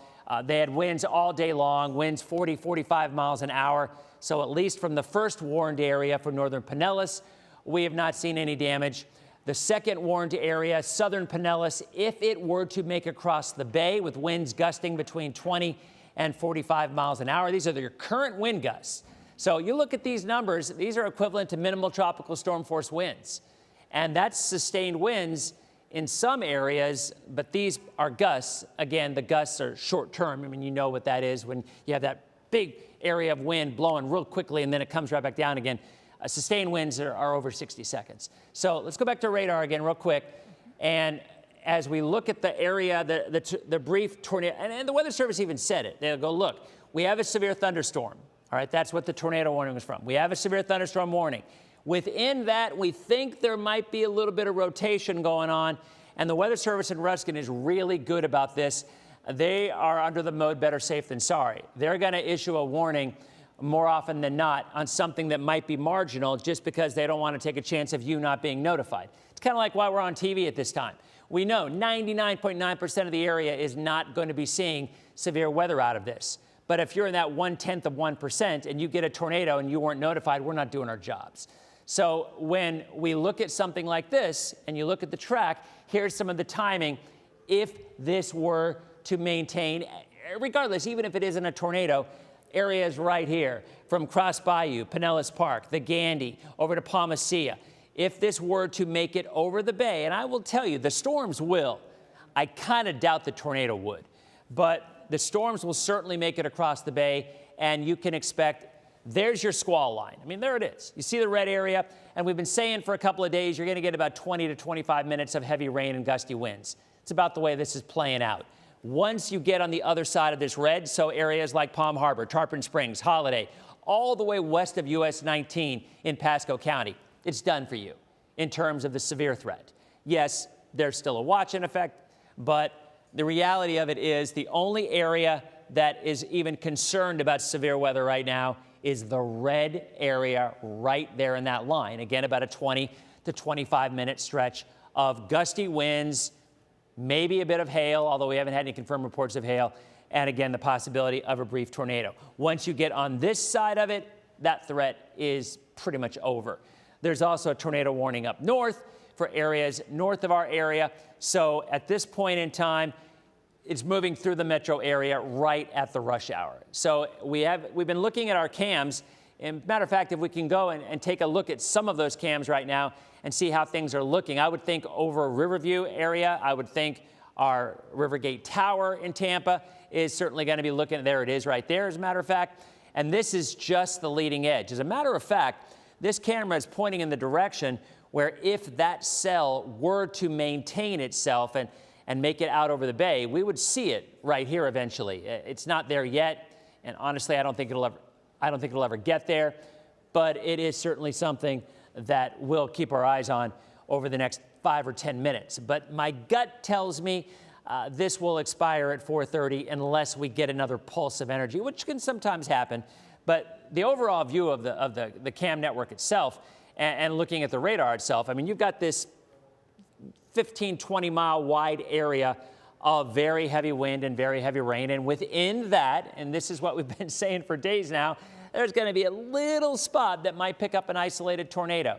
And that's so far what we've had. Although the confirmed or the allegedly confirmed report of the tornado in Pasco County from the ham radio operator based on the Weather Service's chat does not appear to have verified. So that's great news. So at this point, we're looking at Rivergate that looks pretty nasty. But if we go back to radar, the red box. Now adding a new area around Gulfport is a new tornado warning now. I'm going to zoom in a little bit closer. Let's go over to Shay now.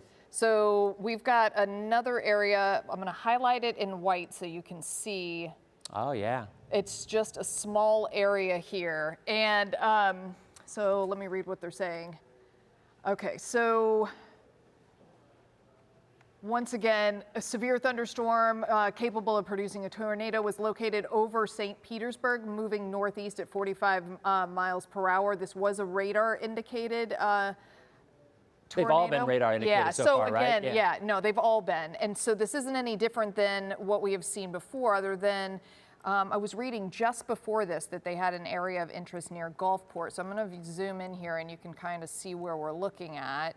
And Gulfport being just to the west of where they have initiated the warning. So the warning is extending here over downtown St. Pete and then heading out into the water and here across 19, 275. That's about where the cutoff is. But again, this is the general area that we're looking at in southern Pinellas County. I'll zoom back out and you can see how it intersects with the rest of our tornado warning here that's going out over McDill and South Tampa, and then the severe thunderstorm watch is in the yellow box. So it's all just in that same general area where it seems to be more active, where there's a potential for not only the damaging winds but also some spin. And those seem to be the two biggest concerns, of course, the damaging winds and any spin. There isn't all that much lightning in that area. Definitely heavy rainfall. This is all tracking off to generally the east at about 45 miles per hour. So this is going to move through pretty quickly. Paul? All right. I just have a quick question, guys. I think a lot of people went to work today probably thinking, you know what, we'll deal with this when it happens. We're about to hit rush hour here, Dennis, coming up on 5 o'clock. I mean, it sounds like an obvious question, but should people just sort of hang tight before they hit the roads, given the situation right now? And just, not a bad idea. This thing is going to be over in what, an hour or so? Or yeah. I mean, again, we've been saying the numbers 20 to 25 minutes for the last day or so. I mean, that's the worst of this. Wherever you are, when it hits you, it's going to last for 20 to 25 minutes, and then it'll be through. So if you're in an area that, if you're looking, and we're looking out there at the Tarpon Springs area, it's past Tarpon. So Tarpon is no longer, but the water rise. Now that is something else. Matter of fact, is this a look at Spring Bayou? I think it is. Yeah, okay, so this is where the Epiphany was on Saturday. And it's very common for water to rise in the Spring Bayou area, and those streets get flooded. It happens all the time. I used to live in this area, so I know it very well. When you get a westerly wind that comes in, you are going to see that water come in. So that's what's now happening behind the front, okay? But I want to go back to radar, guys, because we have a tornado warning in effect. We have 2 tornado warnings in effect. So let's focus on what we need to focus on. So you have this right here. As Shay said, we have 2 separate areas. So what's happening is we've got that line, that squall line. Squall line's about 20 miles wide. Within that squall line, that's that 20 to 25 minutes we talked about, okay? So within that squall line, you've got 40 to 50 to 55 mile an hour winds as they gust. And within that squall line, you have little areas of spin. And that's what's happening. You have 2 separate areas, one that was around Kenneth City that is moving toward this box. You see this kind of polygon, that odd shape right there? And then you've got I could ask my son in 10th grade, he'd be able to tell me exactly what shape that is, but I can't remember. But then if you look at the other one, which is moving from west to east, that is another area of spin, okay? And within that is why the Weather Service issued these 2 separate tornado warnings. There are 2 separate areas of spin. Now, fortunately, at this point, we haven't had any reports of any damage. And at this point, I'm not so sure we're going to, keeping our fingers crossed, because the signatures have been kind of lukewarm at best. I mean, you guys have watched us long enough probably to know when you can see a very distinct signature of a tornado. These have been kind of marginal, but they're still spin, so we still talk about it. But at this point, these are the 2. Now, right there, okay, you get a little bit of something going on there. And that's where they're saying, now the National Weather Service is saying, is that the rotation is exiting off of the South Pinellas Peninsula and into the bay. So that's exactly what you're pointing at. Yeah. So there it is, and you can kind of see, I mean, it looks a little bit better, honestly, than the ones did earlier on. In fact, to me, at this point, it's pretty much the only game in town, at least right this second, because you can kind of see how the colors are brightening up a little bit. And you've got the green and the red right there, so and that's more than likely. A little bit of a notch. When we were looking earlier, that red and green line was almost completely straight, and now you get that little notch. A little curve. See that? A little right there, and then that little one right there. So yeah, that is more than likely. And so what does this mean? All right. So this, if you live, what is that area right down there? I mean, it's exiting into the bay, as Shay said. So let's say, okay, so that's near Coquina Key Drive. So right in that general area on the east side of St. Pete. Let's go ahead and expand this out, Shay, and go ahead and keep this map, and then draw the timeline across the bay and into the western side of Hillsboro County. And we'll see if that, if it were to stay together, and I will tell you the majority of the time it doesn't, but if it were to stay together, this is kind of the track in which it would take. It's moving maybe a little bit more to the northeast, so maybe anywhere from Apollo Beach northward. I mean, the Weather Service was saying it could impact the MacDill, so there is that chance. But I will tell you, the majority of the time, these actually don't make it across the bay. But at this point, we still have the 1 tornado warning set to expire in a minute. We've got the other tornado warning just issued until 4:45, and we'll see how that goes. And then here's some of the timelines. If it were to make it all the way across the bay, that's kind of the timing that we are talking about. So what we're gonna do now, we're gonna go over to Eric Waxler, because Eric was in Hudson, in the Hudson Beach area. Now the storms have passed him. He's through with the rough weather, but now our concern turns to the winds coming around, and we're gonna see if we're gonna see any water rise in that area over the next couple of hours. And honestly, it could really be over the next 6 hours. Eric, is Eric out there? You got me? Yeah. Hey, Dennis. Yeah, in the last 30 minutes, the weather really took an extreme change. A squall came in, and look how rough the Gulf is right now. When you came to us earlier, it was nowhere near this rough, and then the water just started coming over the wall, and you can see, you were able to walk there. You could see the sidewalk on the other side of the wall about 30 minutes ago, and now it is flooded. You do see a couple guys on the swing over there. If you look over in that direction, some people are out here just admiring the crazy weather that we're experiencing here in January. The other thing that I've noticed in the last 30 minutes is an extreme temperature drop. It feels like at least 15 degrees colder than it was just about maybe 45 minutes ago. So the wind has picked up, it's cold, and you can see over there the water just coming over the wall, and the waters are coming up further and further. If it starts to progress even more, we're going to have to get back even farther and move some of the cars because the flooding will come up even higher. And actually, if you look at that pavilion down there, the water actually had flooded the whole thing. Now it looks like it may have receded a little bit, but definitely a big weather change here. In the last little bit, it started with a big downpour of rain, and that has kind of stopped. But now it's cold and windy, and water is coming over the wall here in Hudson Beach in North Pasco County. Back to you. Yeah, Eric, I mean, that's your cold front. I mean, it's classic stuff here. The winds were out of the south, all right? And then once the front comes through, that was obviously always our concern throughout the evening, because look how the winds have shifted. Look at the arrows. They're now moving out of the northwest and out of the northwest in Clearwater. So when you see that, then the water all of a sudden is pushed in a different direction, and it's pushed on shore. Before, out ahead of it, the winds have been more out of the south, like they still are in Sarasota. You see that? So your winds in Sarasota, because the front hasn't made it, are moving in this direction. So the water won't push on shore. But now that the front has gone through, look what happens. The water starts to rise.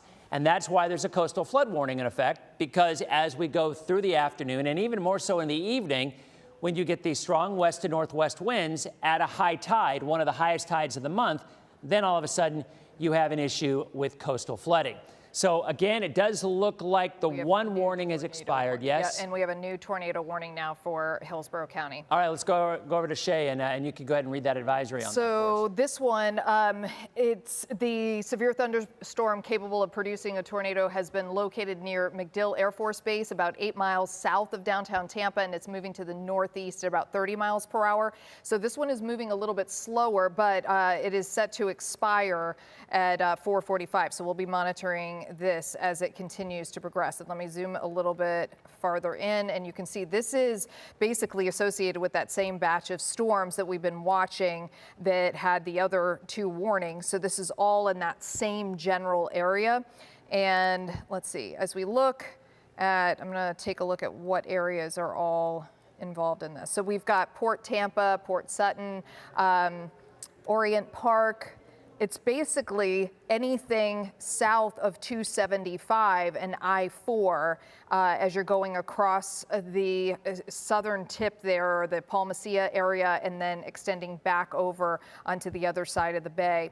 I'll try and get rid of all that mess there so you can take another look here on the radar and get a better perspective of where we're talking about. So Riverview is on the south side of this warning box, and then Orient Park is on the north side. Downtown Tampa, right at the interchange there of 275 and I-4, is right about the line of where that tornado warning is. So again, anything going from MacDill Air Force Base across the bay and then heading into that Orient Park area and just north of Riverview, so across 301, that's the area of concern for right now. Again, whether or not this rotation holds together, you're at least going to be getting the very strong gusty winds associated with it, as well as the heavy rainfall. As we take a look and see about, let's take a look for rotation here as well. We're looking at the velocity. And you can see as we zoom a little bit closer, this is the area of concern where you see that bright green spot right there next to the red, and you see the notch as well. A little bit of a hook there. Yeah, so this area right in here is a little bit of lightning around it too. So, you know, my phone's been blowing up. All my kids are like, "Dad, we just got a tornado warning emergency. Are we okay?" I'm like, "Guys, turn on TV." I mean, we're exactly. talking There's about a place for you to get the information other than my cell phone. Exactly. Right. But there they are. I mean, and Shay, this is, I mean, it really is the classic stuff here where you've got this squall line, you've got this 15, 20 mile wide area, and within it, there's a lot of disturbance, there's a lot of spin, and it turns into these little bitty tornadoes. Let's hope they stay little bitty. At this point, haven't heard about any damage, but it's always possible. So this is why we're on here, trying to kind of let you know the area that is at the highest risk. It doesn't mean you're going to necessarily have it where you are, but if I were you, I'd be like, I want to know. I mean, I want to know where most of this spin is, and this one area. It makes a lot of sense that as this, because remember, the entire Bay Area is under a tornado watch. This hasn't just been one special area. And why is the entire Bay Area? Because that squall line runs all the way through our area. So, I mean, there's the watch. It rains it now. And here's something to remember. Yes, officially, it remains in effect for several hours, but anywhere west of that red, it's over. All right? Anywhere, there's your line, okay? Right across I-75. Yeah, pretty much I-75. So anywhere west of there, it's done because the squall line has gone through, and this won't turn into anything severe. So if you live in Pinellas County, except for maybe extreme southeastern Pinellas, it's over. If you live in Pasco County, west of I-75, it's over. If you live in Hernando County, same thing. Almost all of Hernando, it's over. Citrus is over. Hillsboro, you're just getting it. Polk, you haven't even seen it yet. There is the line, and this will hang together, which is why the tornado watch is in effect for the entire area. I mean, there is your line, and there is the rotation that Shay was talking about. I mean, you can see it. As a matter of fact, let's go back to that Riverview cam if we can. I'm curious if we're seeing anything different, because that was kind of pointed in the direction that if we were to see something, you might be able to see. I mean, every now and again, you might be able to see some rotation. So, well, you can't see much of anything because it's looks like Armageddon. Yeah, definitely a lot of clouds, definitely some, although the rain, not really getting the camera lens too much. But yeah, if the visibility were a little bit better, I mean, there would be a chance you could see something. But at this point, luckily, we're not. And even if it were there, you probably wouldn't be able to see it anyway because it is really coming down. But right there, downtown Tampa, you're in the middle of it. All right? Carrollwood, it's just about done for you. Thonotosassa, it's just coming your way. Wesley Chapel, you're right in the middle of it. I mean, again, if it extends, there's UT, right in the middle of it. So these areas, you're obviously getting the heavy rain and the gusty winds. I know human nature is when you hear tornado warning, that's a code for freaking out because tornadoes are scary because we see so many pictures of stuff up north. But looking at the towers that we're seeing here with our cams and Rivergate and whatnot, so far so good. I mean, yes, we still have that tornado warning, that little cell that's going across the bay. But really all that's happening here, as we go back to radar, all that's happening here is you have this line of rough weather, and within the line, there's little bitty areas of spin. That's all it is. And within those spin, at this point, the radar is looking at it and seeing the spin and saying, okay, this could be a tornado. As Shay mentioned a couple minutes ago, may not be making it all the way to the ground. I mean, think about that. That radar is looking up 5,000, 10,000 feet, whatever the case may be. All right, so it might see some spin, but it doesn't make it all the way down to the ground, so we don't actually experience it here. But the Weather Service is going to issue a warning. Now, there are times where we see what's known as a debris ball when we look at it, and you can actually tell at that point that there is a tornado on the ground. I have not seen that. And this is that debris tracker. So you would be able to actually see if there was any kind of debris going on. I'm just not seeing anything that would show me that that is the case right now. And if it were over water, it would be, so you got this right there. Yeah, so it's a media report, but again, but they're saying that the debris field is high on radar over the Humana Hospital Sun Bay, east of Tropicana Field. So this would be that general area that they're talking about. But it is hard to find these spots, especially with the radar centered over Ruskin. You get a lot of that scatter that's right around the radar, which can sometimes make it a little difficult. There's another spot as well, but that's near downtown Tampa. Again, I don't know that is part of the warning, though, right? Yeah, that is part of the warning area, but I'm not seeing anyone mentioning anything about that. What exactly, again, you caught my attention with the Humana. What exactly was that again? Yeah, so it's the Humana Hospital Sun Bay, east of Tropicana Field. And what did it just say? It was saying that the debris field is high on the radar. And that's what we were looking at in this area. Yeah, but the thing is, that cell is now in the Gulf, right, in the Bay, rather. Right, exactly. So that one has already moved through. They're just saying that they're seeing the debris field that we can see here on the radar. Well, and at this point, you have to remember, too, because everybody's interconnected on social media and whatnot. I mean, I would kind of think if we were getting any kind of damage, per se, we would have probably seen it or heard it by now. And at this point, hopefully, fingers crossed, that is just not the case. But we still have, and now this tornado warning, the west side of it has been cut off, and now it is expanding eastward, and now it's including on the other side of the bay, I mean, over toward Riverview and back up toward Brandon, you know, east of downtown Tampa. So that's making the assumption that this cell does stay intact. Now, the warning is set to expire in 4 minutes. Shay, let's go to reflectivity on this one, our velocity rather, and see if we're, and you're kind of still seeing the same thing as you were looking at, you know. I'm gonna zoom in a little bit here. Yeah, I mean, right in there. I mean, you could see a little more rotation. A lot of times, I'll tell you too, the Weather Service will update within a warned time and say, hey, we're still tracking this area. It's still a threat. It's something we have to watch. Not getting that yet. In fact, the majority of what's happened is a warning has been issued, it's set for 15 or 20 minutes, and then it expires. And we're not getting updates. So that's usually good news at this point, but we're still looking at a pretty significant squall line, excuse me, and that squall line is certainly capable of producing at any point in time, no matter where you are, of the possibility of some spin. Now, we do have a shot from the Gandy, which, Paul, you were talking about this earlier. I mean, it's rush hour.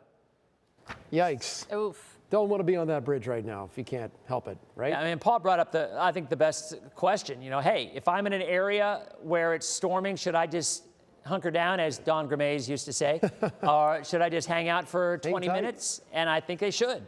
There's no reason to go out in this. I mean, softball practice is going to get canceled, and you know, and whatnot. So I mean, there it is. I mean, yet there are still some folks on, and it is obviously a very slow go. Forget the fact that visibility is so bad as it is anyway. Then you throw in 40 to 50 mile an hour wind gusts. I mean, it's just a bad situation. I remember, Shay, wasn't that original tornado warning partially for Gulfport? Yes. Yeah, because Casey Albritton is there and has been reporting throughout the afternoon and evening. I don't know if she's available, but okay, I'm curious. As that line came through, Casey, were you seeing some very gusty winds and squally weather? My guess is now that's probably improved quite a bit. Yeah, so about 10, 15 minutes ago, we saw probably the worst of the storm here in Gulfport. We saw a lot of winds. We saw a lot of rain coming through, lightning, thunder, and so it did get pretty gusty out here. But since then, it has calmed down. It's really not raining as much anymore, more of just sprinkling out here. But the winds are still there. They have improved quite a bit. You can see those trees that I showed you earlier. They were a lot more intense moving in the wind, but now they've settled down quite a bit. I think one thing that we're now seeing out here is actually the flooding, and this is just from the rain. You can see that it's actually getting up near this Caddy's restaurant here in Gulfport. It's getting very close to there, and again, that's just from the rain. That's not even any water coming up over the seawall or anything. And if you hang on just a second, we have these trucks. Cars are just coming through here again because it is rush hour traffic right now. So people are just coming through this water, and that's something that you really want to avoid. avoid as much as possible, because even a little bit of flooding could be dangerous if you do try to drive through that. So that's a big key here. Make sure you avoid those flooded roads out here. But we're keeping an eye on everything. Everything is improving a lot out here, and so hopefully that continues. I'm Casey Albritton in Pinellas County, ABC Action News. Now, I'll give Casey a little bit of a meteorology 101 thing here. She's right. That was rainwater. But the reason that rainwater has not drained is because of the winds back behind pushing in behind that squall line. The same reason Eric Waxler had that rain, or had the surge going, the waves passing over the seawall, is because those winds shifted out of the northwest and started pushing it that direction. Well, in Gulfport, same thing happens. When you get that northwest wind behind the squall line, if the water's being pushed out, where does rainwater typically drain? It drains down and goes out into the bay or the Gulf, right? Or into some local rivers or whatnot. But if that water's being pushed in, that rainwater can't drain. And I think we all know what that's like during hurricane season, when many times areas like Shore Acres and other spots can flood, not necessarily because they've had excessive rain, but because the rain that they have had is unable to drain like it typically did. So that's something that we kind of see along the coast in hurricane season, and obviously this time of the year when the squall line comes through. So winds continue to gust out ahead. There is a look at the line. Shay, is that warning canceled? It is. There you go. So it's kind of what we were expecting. The tornado warning just canceled for Hillsboro County, but we've had, what, 4 so far? I think we've had 4 warnings. And yeah, so with that being said, there is your squall line. If you live west of that line, it's over for you. The severe threat is over. Yes, you're still in a tornado watch, but no, you have nothing to worry about. That line extends into central Hillsboro County, western Manatee. Well, Manatee, you're just beginning to get it right now. Sarasota, same thing. And might even be a little spin just offshore of Sarasota as well. But this is your line. East of it, still under tornado watch. Still the possibility there could be a tornado warning. I mean, it's pretty common when once a squall line is showing its hand, per se, and saying, all right, we're going to have a couple of areas of spin.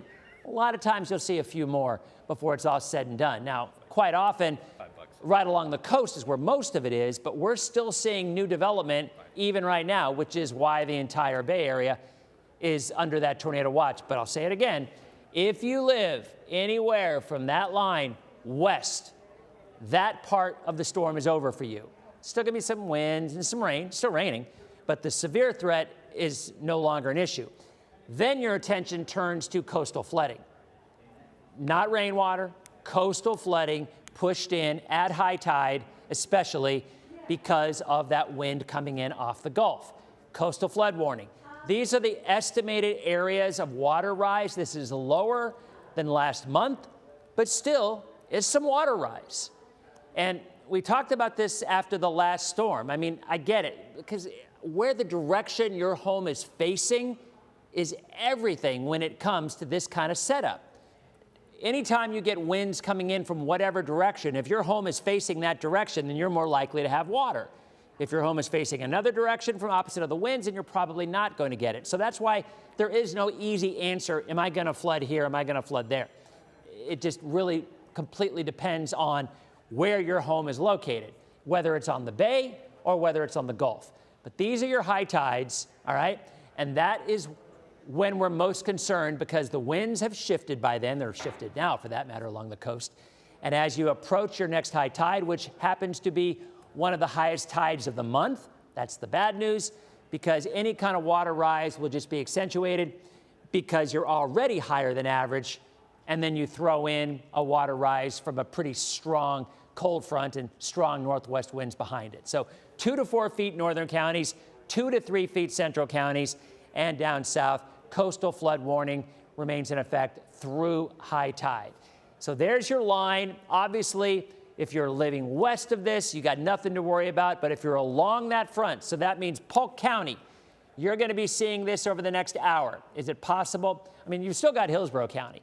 Shay was talking about I-75. That's a pretty good divider right now. East of the line, you're still facing the risk of severe thunderstorm warnings. You're still facing the risk of a couple of tornado warnings.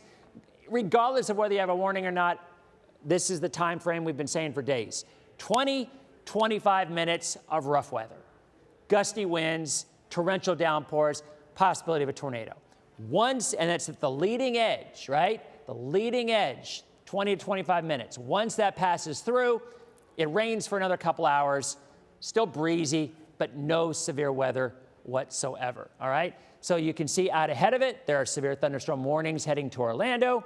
There's severe thunderstorm warnings heading over to the East Coast, but at least right now, we are looking at no additional warnings, at least at this point in time. But still, as we showed you with Casey and checking out some of our cams, let's go back to the traffic cams too, because Paul hit the nail on the head with this. I mean, it's rush hour now, and you know, even though the severe threat for much of the area has ended, it's you know, the Skyway, it's still moving though, and it's still open, and that's saying something because honestly, Shay, I mean, I'm looking at the radar here. The worst of it is probably over the Skyway right now.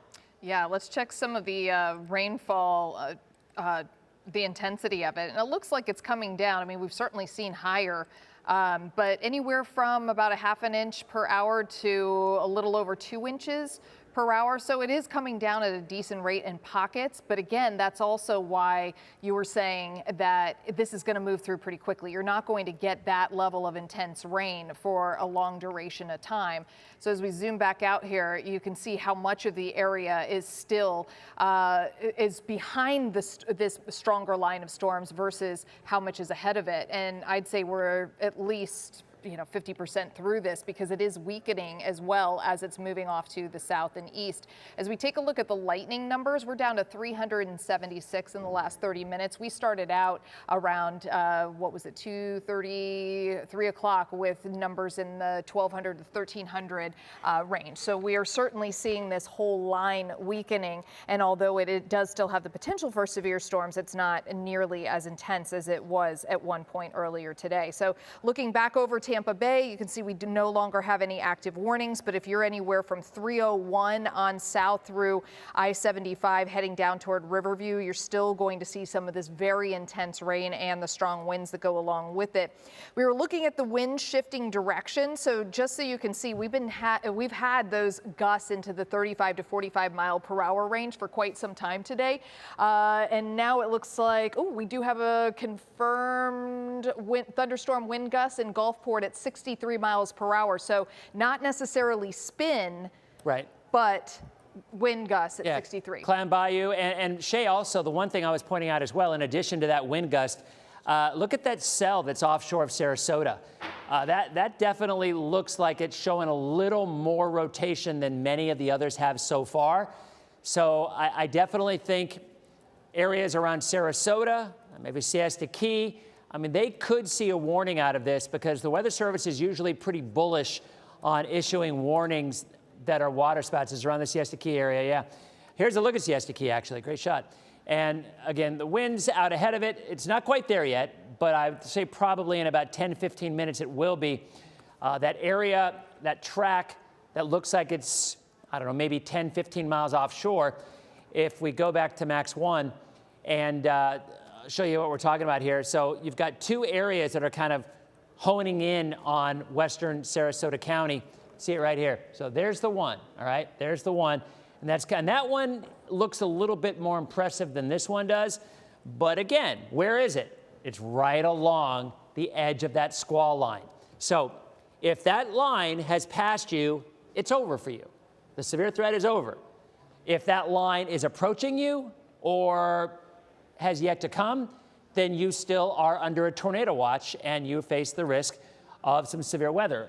But right in there, western Manatee, and then down towards Sarasota, I mean, there's your squall line. I mean, it extends, and I'll tell you, a lot of times in our area, the squall lines kind of lose their punch when they get into our southern counties. This is not one of those times. I mean, it extends all the way up, still through Hillsboro County, eastern Pasco County. So it's moving this way, all right? All of this is moving that way. And as it approaches, whether it's eastern or central Hillsboro County, most of Manatee County, all of Sarasota County, within that squall line, we were showing you that little spin, it's certainly a possibility that we could see additional warnings. In fact, again, there it is right there. These are not warnings. These are called shear markers. They're this is what the computer looks at the radar and says, oh, okay, there's some spin there. Now, in terms of the Titan impact, that's a 5. So the scale goes from 1 to 10. 10 means an absolutely positively a tornado. 0 means there isn't one. 5 is, 6. Yeah, so, I mean, I think there's a legitimate chance we could be looking at a waterspout offshore. And if this were to hang together as it is now, I would kind of expect to see a tornado warning for western Sarasota County or southwestern Manatee County if this hangs together for another 10 miles. Because usually what will happen is the Weather Service will wait until, maybe 4 or 5 miles offshore, and they're usually great about giving forewarning. Because my take is if you see a water spout 5 miles offshore and you think it's going to hang together, then pull the trigger and issue a warning. Otherwise, if you wait until it moves onshore, what's the point? I mean, our goal with the Weather Service and us as well is to provide you guys notice of what's happening, right? So if we're able to tell you that 5 miles before it actually moves onshore, that's what our jobs are. So when you look at that area, if it were to hang together, I would say if it does, we'd probably get a warning within 5 or 6 minutes if, again, it hangs together. It may not. Let's hope it doesn't. But, Shay, this still continues to extend all the way into Hillsboro and Pasco as well, right? Yeah, we've still got quite a bit of rain and quite a few storms that are back behind it. But as you said, it's that line that we've been watching that is most intense that is the biggest concern. Everything that's developing behind it to the west of I-75, you can see here from Spring Hill into Inverness and then around the Holiday area, anything south of Jasmine Estates going down to Tarpon Springs. You do still have these batches of very heavy rain and some thunderstorms that are going to be rolling through, but this is not the concern for the severe storms.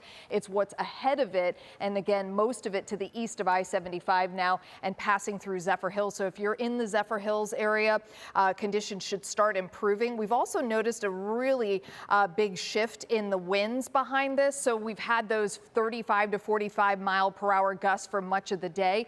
And now as we're getting behind this system, we're starting to see the wind speeds coming down pretty quickly. And they are now shifting to the northwest coming in across the Gulf. And again, we're transitioning here, even though there is that risk of severe storms still along the line and ahead of it. Behind it, as the winds start to move onshore, we'll start to see the increasing concern here in some of our northern counties along the coast for the coastal flooding as we approach high tide here into tonight. But right now, take a look at those. Just the sustained winds are up to about 30 miles per hour ahead of the front around Lakeland and into Haines City and in the mid to upper 20s to the south, and even still in the 30s to the south around Sarasota. And these are the sustained winds, not the gusts. But you look behind it, and winds are as low as down to 8 miles per hour. So again, a big transition there ahead of that rainfall along the line and then behind it. And although it is moving through very quickly, it's certainly very intense as it's been coming through. As we take a look again at the line of storms that we've got, and we do not have any active warnings at the moment. We do still have a tornado watch in effect for all of our viewing area. But if you are to the west or northwest of that line, the very bright red line that you're seeing there moving across I-4 and down I-75 south of Tampa. So this line right here, if you are ahead of that, there is a much greater concern for severe weather than there would be if you are back here. You're still getting the heavy rain and some thunderstorms, but again, not necessarily the same risk of severe storms. And I think the biggest concern we've had has been in our southern counties around Manatee and Sarasota. As this line moves onshore, that's where we've been watching the potential for some spin. But at this point, no warnings are in place. All right, Shay. So again, what we're going to do here, we're going to kind of tie everything up here. As Shay mentioned, at this point in time, we're still under tornado watch if you live from this line east. Technically, I mean, maybe it hasn't been canceled for the west, but you can forget about it. You have no threat of anything severe on the west side of this line. So that means eastern Hillsboro County, most of Manatee, all of Sarasota, all of Polk, Hardy, DeSoto, Highlands. You still have the threat of severe weather. This line lasts 20, 25 minutes as it moves through your spot. Anywhere from here east, you're still looking at it. West, not so much. Then we turn our attention to the possibility of coastal flooding, and now a severe thunderstorm warning has just been issued for this area including Sarasota, Manatee, and Hillsboro County. And it's possible that there could be a tornado warning issued out of this as well. So what we're going to do, we're going to tie it all up. We'll be back in just a minute. We'll give you the latest on our severe weather coverage and continue with ABC Action News at 5. We'll see you in just a minute.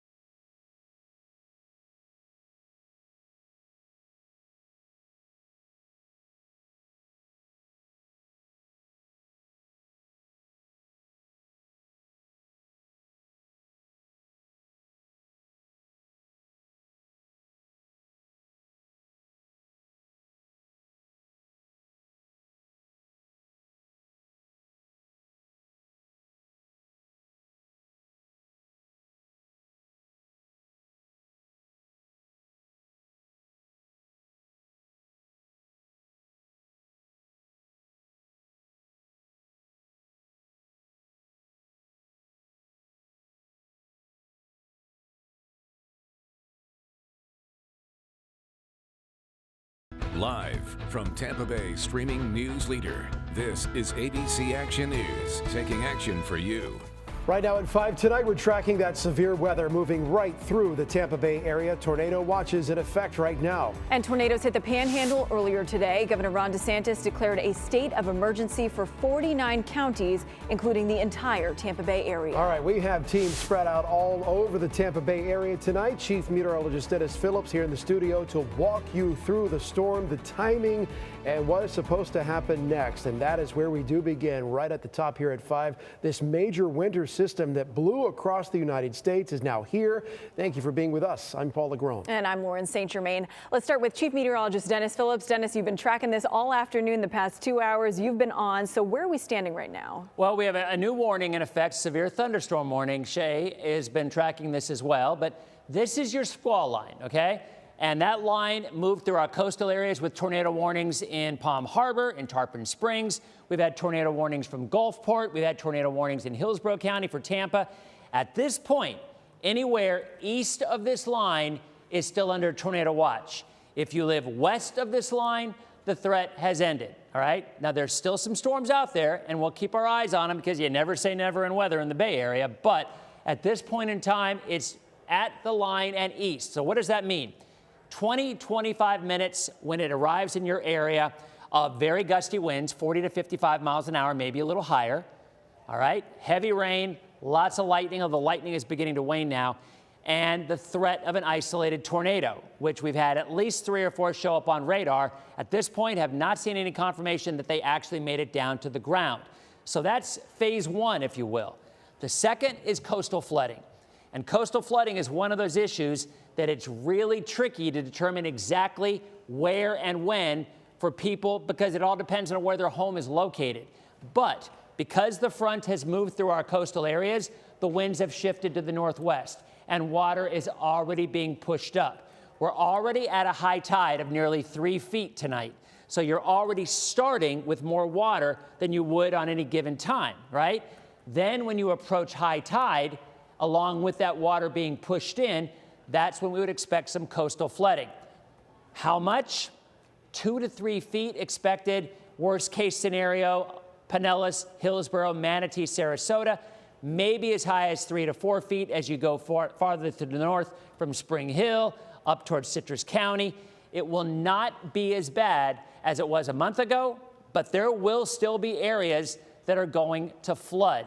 And the timing of that is mostly mid-evening until maybe around midnight. And then at that point, the numbers are going to start to drop off again. And by then, the storm will be far enough away that I don't think we're going to have to deal with it tomorrow. So let's go back to radar again real quick. I want to show you we still officially are in a tornado watch for our central and our eastern counties. But there's the line as it came through. And we still have that severe thunderstorm warning, the yellow box for part of Hillsboro, for part of Manatee and Sarasota. If there are any warnings, specifically tornado warnings issued, we'll break it immediately and have it for you. Guys? All right, Dennis, thank you. Let's get on over to Eric Waxler. He's live in Hudson Beach for us in Pasco. Eric, you noticed the water was crashing over the seawall there. Flooding was a concern in Pasco. What are you seeing there now? Yeah, things have really calmed down, Paul. Just about an hour ago, a squall came through and these Gulf waters really started chopping up, and water was pouring over this seawall here at Hudson Beach in North Pasco County. But now it's receding a bit and the waters have calmed. We're not seeing anywhere close to the wind gusts that we were seeing in the last couple of hours. There is a little bit of rain, but things definitely have calmed down. We've had people come out here to take a look and see this unusual January weather. But over at Inn on the Gulf restaurant, people are eating dinner, and business may be getting back to normal here a little bit. And hopefully things don't get too bad later on in the evening as far as flooding.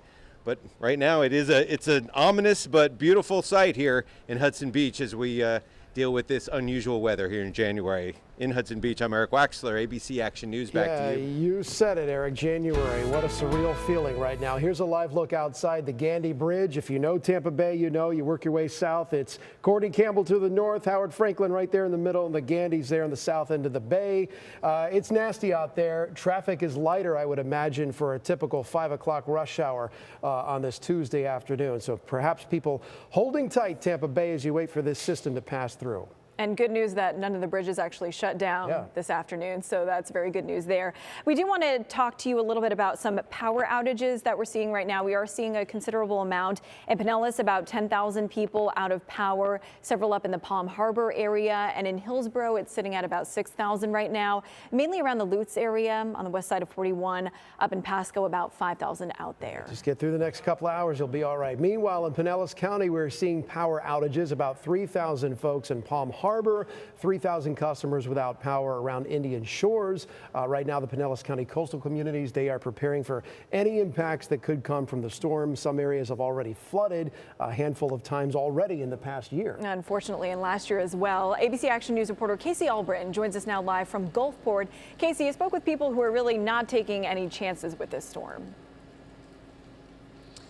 Yeah, and here in Gulfport, things have really actually started to settle down. Within the last hour, things have improved significantly. The winds are not nearly as strong. It's really not raining a whole lot, but the main concern out here is the flooding. Take a look behind me. You can see the roads are already filling up with water, and this is just from the rain that's been pouring over the last couple of hours. But business owners here in Gulfport say flooding is typically a big issue, and with up to 3 feet of flooding predicted in the area, restaurants like O'Maddy's are getting ready. Employees spent the day moving their furniture and doors and making sure their doors and windows are sealed. Pinellas County leaders say it's important for residents who typically see flooding to prepare and make sure that their homes and restaurants are safe. Officials say people should bring in any items left out on porches and use sandbags to protect their homes. Ray Laughlin works at O'Maddy's and says it's better to be safe than sorry. Coming into this year, it's been relatively busy. You know, we had a couple of different situations where, water came up, onto the sidewalk, and, it can be a problem, so, but yeah, it's kind of part of what you deal with when you're, in paradise. And officials say if you typically see flooding in your neighborhood, you should expect to see some flooding again tonight. And Pinellas County leaders tell me they're going to be sending out teams all day tomorrow to assess any damage left behind from this storm. In Pinellas County, I'm Casey Albritton, ABC Action News. Casey, thank you. And we do have some video coming in from the Panhandle. This is from earlier today, and you can see the video shows the extent of the damage up there. National Weather Service reported a large and extremely dangerous tornado near Panama City. Social media videos from the lower Grand Lagoon look to show pretty extensive damage after the storm passed. And according to data from the Storm Prediction Center, at least 5 tornadoes were reported this morning. Just incredible to see those aerial images. And this is more video from the ground in Panama City Beach of homes really knocked off their foundations. Look at the gray one in the middle, some leaning sideways on other homes, a lot of debris out there. And the Treasure Island Marina in Bay County was once again damaged. Yeah, they got it bad up there. A dangerous tornado also hitting near the city of Mariana. That's about an hour north of Panama City Beach. Here's the video. Some of the tornado damage there, roofs were ripped off and some trees were torn down. Meanwhile, Manatee County, Pasco counties have both issued local state of emergencies. This really allows them to speed up their responses and delivering resources. The governor today also putting in place a state of emergency for 49 Florida counties. That's nearly 3/4 of the entire state. That does include Hillsboro, Pinellas, Polk, Pasco, Hernando, and Citrus counties, so much of Tampa Bay. The executive order would also allow Florida to receive federal assistance as well as resources in the event of major damage. And the governor was pulling double duty today. Before he was at the EOC, he was giving the State of the State address today at the Capitol. Governor DeSantis spoke for more than 30 minutes this morning. He really hammered blue states and cities for spending and crime policies, and then gave a long list of his GOP accomplishments from previous sessions. The Republican supermajority, meanwhile, is ready to work. They offered another slate of GOP bills. They include deregulating public schools, an effort to lower the buying age of long guns and rifles to 18, easing child labor laws, and eliminating no-cause vote by mail. So with that start, I wanted to chat with all of you about this year in Tallahassee. Today, we want to know what you think the most important issue is in Florida this year. What should lawmakers be working on? Let's go find out. Personally, I'm worried about gun safety. I have 2 small children, and I worry about school shootings. And I think that what's been happening with violence and guns is just, it can't keep happening. Something has to change. You live in Florida now? Oh, yeah. Yeah. So what do you think is the most important issue lawmakers should be focusing on this year? Immigration. I just don't like the idea of letting people in without vetting them. Honest, to be truthful, women's rights. They need to make their own decisions, not the legislators. The women should have their own say in what they should do with their body. We also went to where a lot of Floridians are. All right, Florida friends, I got a question for you. Social media. What do you think is the most important topic in the state this year? Like, what do you think lawmakers should really focus a lot of attention on? Almost all of the answers on Facebook were based on the theme of insurance.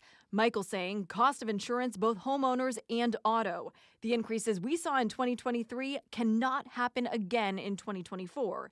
Karen saying insurance is a huge problem in Florida and for much of the South and coastal states. Increasing traffic congestion and the limited transportation options in the Bay Area are also of great concern. Back out in the park, we heard a similar answer. I mean, here locally in Tampa, I think infrastructure, I think is big. You know, roadway repairs, congestion's gotten really bad here in Tampa, especially over the last couple of years. So I think that should be a big focus. The growth, I think, is great for Tampa, but at the same time, there's got to be some support, you know, coming from the government agencies, you know, local and state. And coming up tonight on ABC Action News at 6, we will have a full wrap-up of what the governor said during his State of the State address. Lauren, thank you. Well, meanwhile, a 5-month-long drug investigation in Polk County today ending with the arrest of 11 people. Sheriff Grady Judd showing off some of the evidence from 2 drug busts that included 3.5 kilos of fentanyl and fentanyl pills, he said, from Mexico, and 14 kilos of cocaine from Puerto Rico. Today we have seized enough kilo to kill an additional 1,750,000 people in this country. Did you hear what I said? 1,750,000 people. Sheriff Judd also says that all of those suspects were in the country illegally. Still ahead tonight on ABC Action News at 5, the Bucks headed to the playoffs. The city of Tampa raising the flag for the 4th time in a row. We'll take you there next.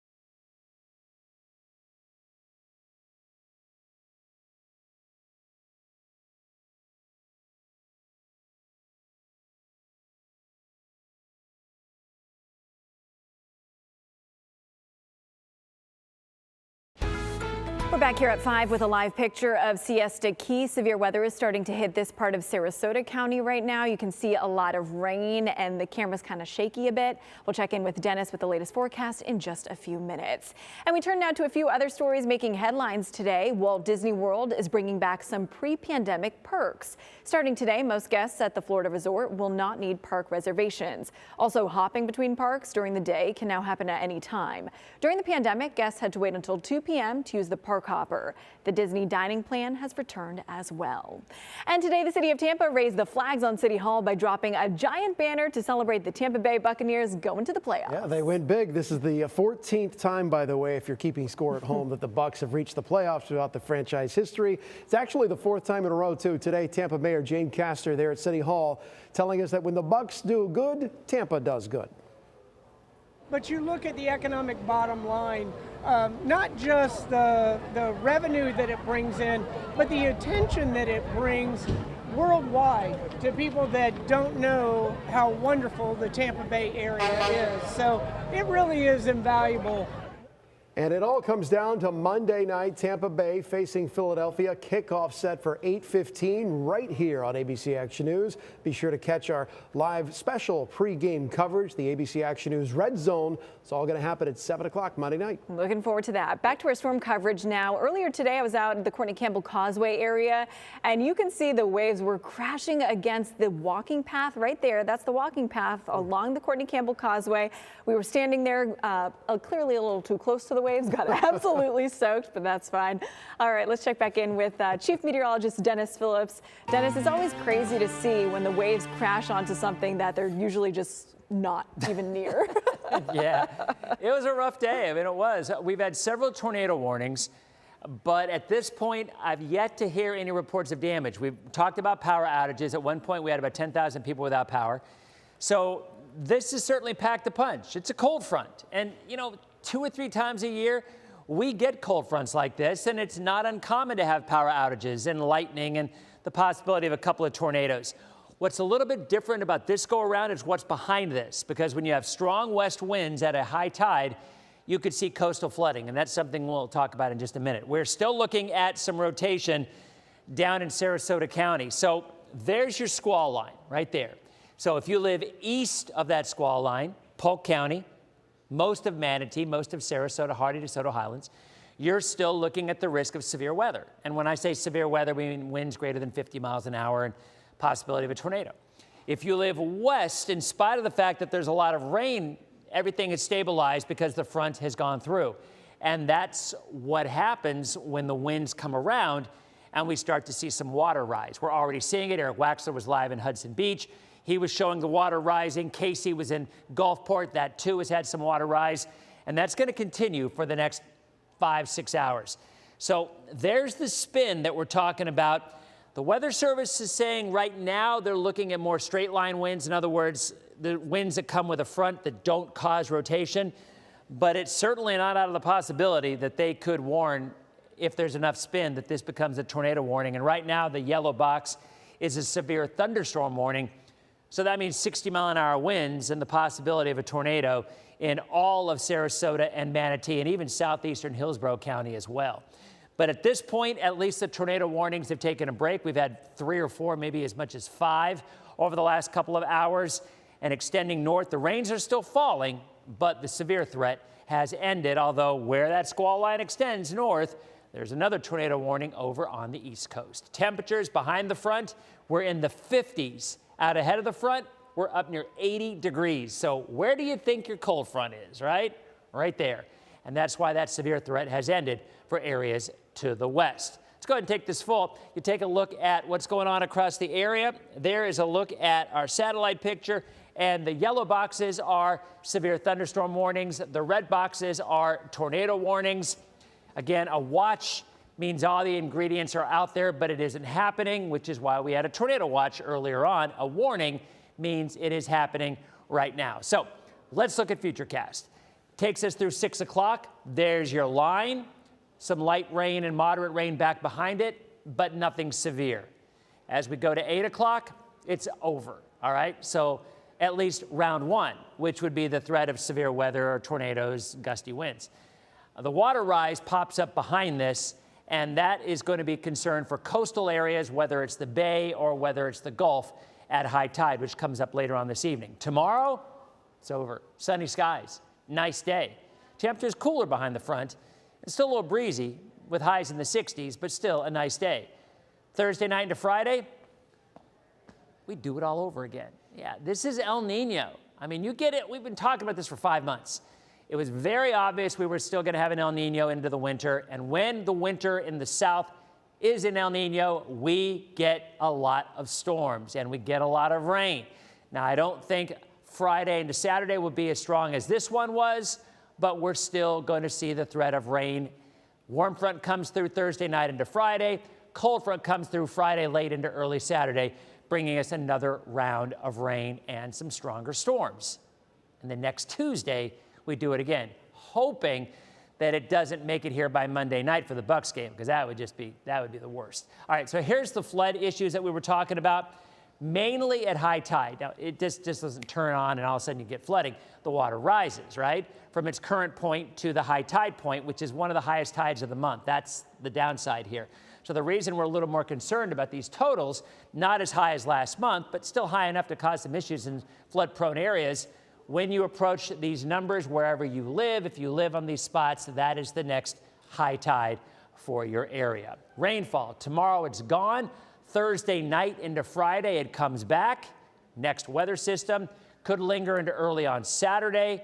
I think we clear out later Saturday into Sunday and hopefully into Monday. Temperatures all over the place. And boy, look what the models are doing next week. A stronger front, the one I talked about on Tuesday and Wednesday, could bring our highs in the mid-50s. What the heck happened to Florida's sunny and 75 winters? We're not getting it this year, and we're not getting it anytime soon. So there's your forecast tonight. Storms continue for a few more hours, then just some rain for a few hours, and then the front's gone, and we clear out. For the boaters tomorrow, northwest winds, still gusty, still not a good idea to be out on the water, but not clearly as bad as it was today. Florida's most accurate 7-day. Tomorrow, sunny and chilly, 63. Thursday, clouds late with some showers overnight. Friday, we see more rain again. It's out of here Saturday morning. And then another chance of rain either late Monday or more likely on Tuesday. Sounds great, Dennis. Thank you. All right, still ahead at 5:30, the Bolts. It's been an up and down season for the Tampa Bay Lightning, but there's still time to turn things around. We'll talk about it next.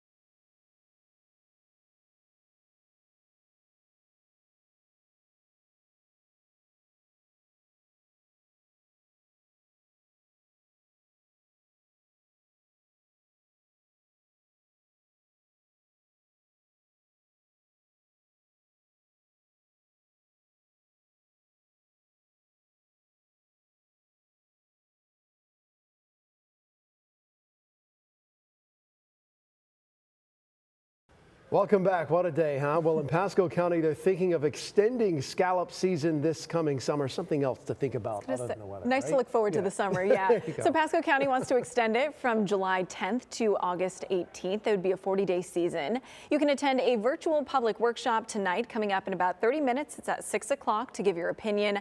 Go to myfwc.com/saltwater comments to weigh in on that. All right, ABC Action News at 5:30 is coming up next. Paul, you got a lot to work on. Well, of course, we're talking about the weather. We're going to continue to track today's storm and the system as it moves to the east and to the south. We'll also hear from our electric companies about how they're working hard to keep things up and running, not just today, but for the near future, because as Dennis has been explaining, this El Nino cycle is going to bring more storms our way. Also, an interesting story today out of Citrus County, where the sheriff's office was set to receive millions of dollars from the federal government, but has still not gotten one single dime of that. We'll tell you why and what the holdup is about after the break.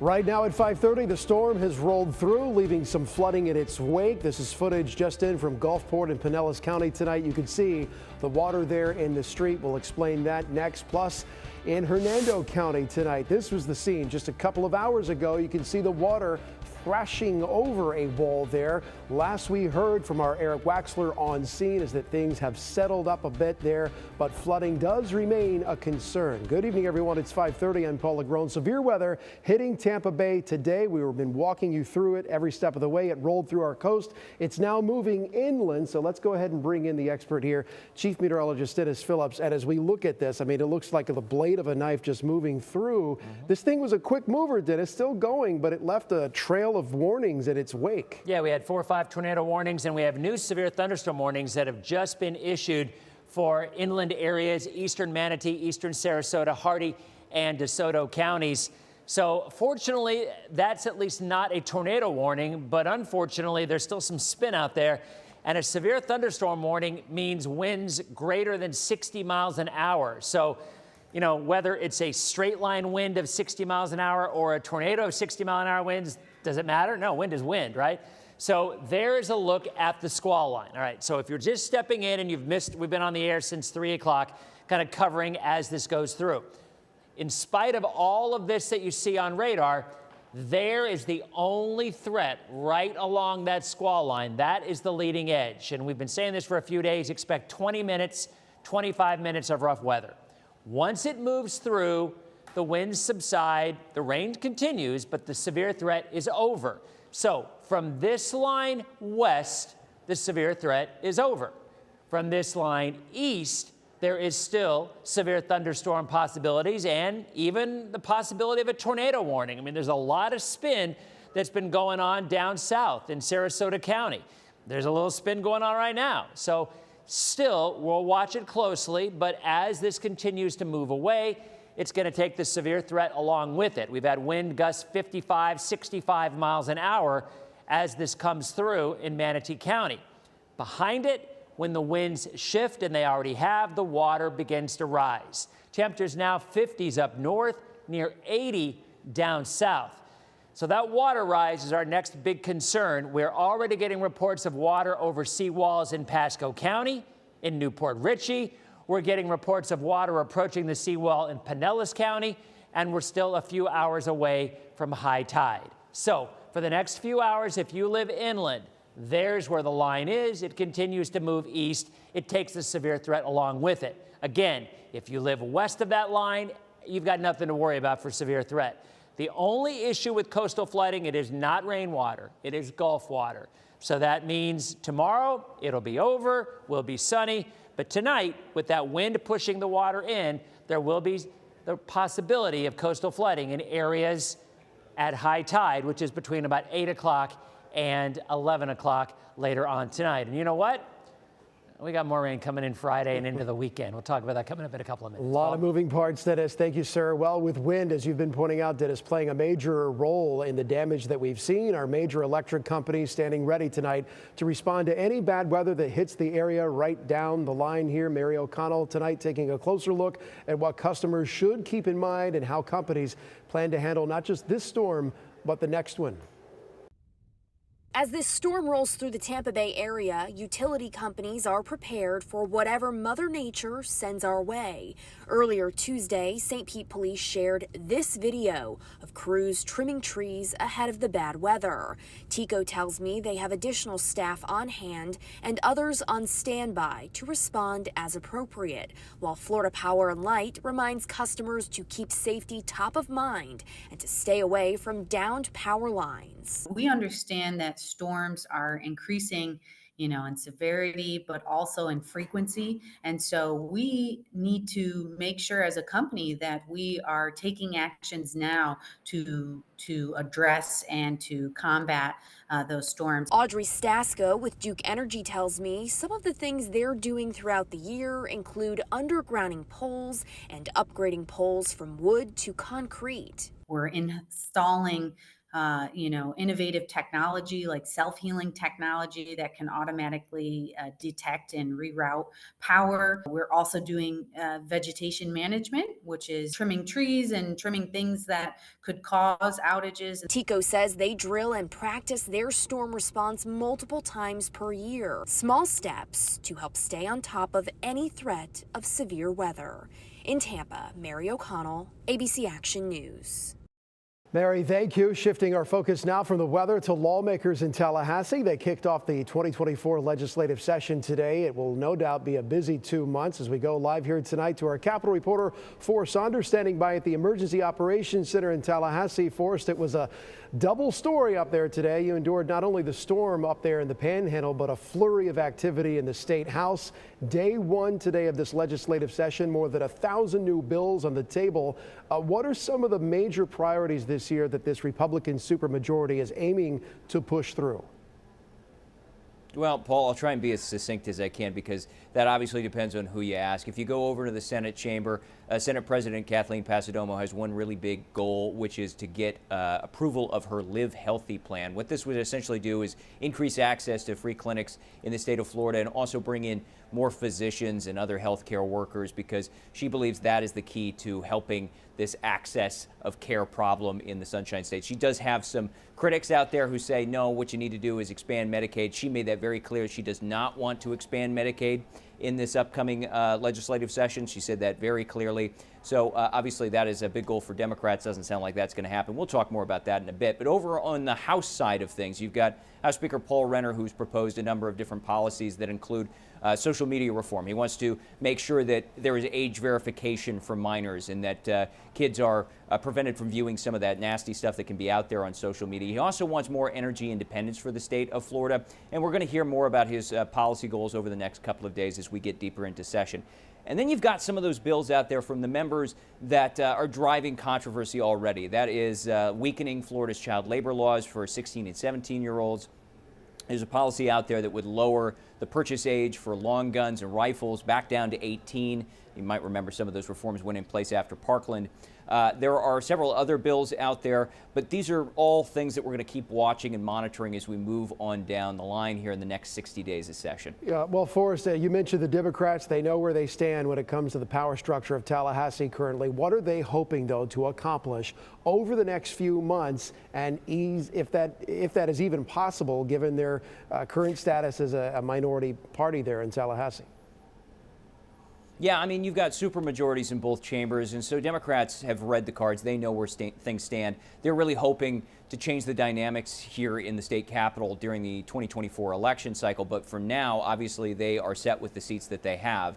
And so what they're hoping for is bipartisan cooperation. They're hoping that some of the ideas that they generate during session could at least be incorporated in some of those big Republican bills. And that's sort of how it's been over the last few years as we've seen more and more Republicans come into the legislature.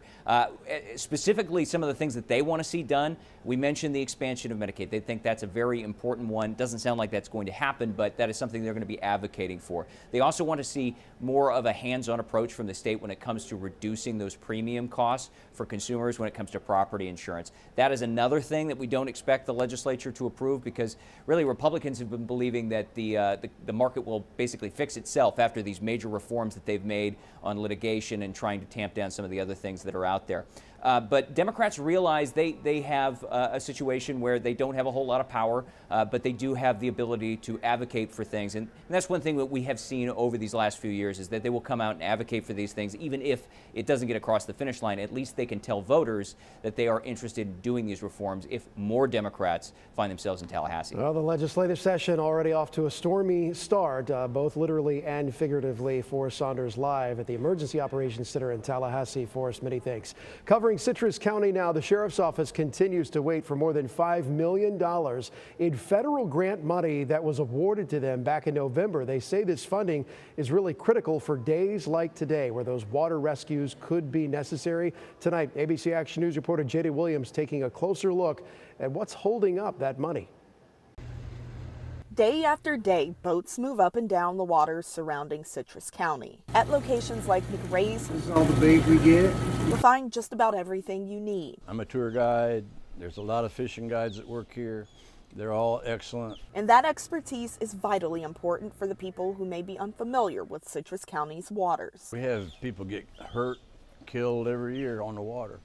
They don't take it serious. It's the Gulf of Mexico. It's not Disneyland. You get out there, you can get into big trouble.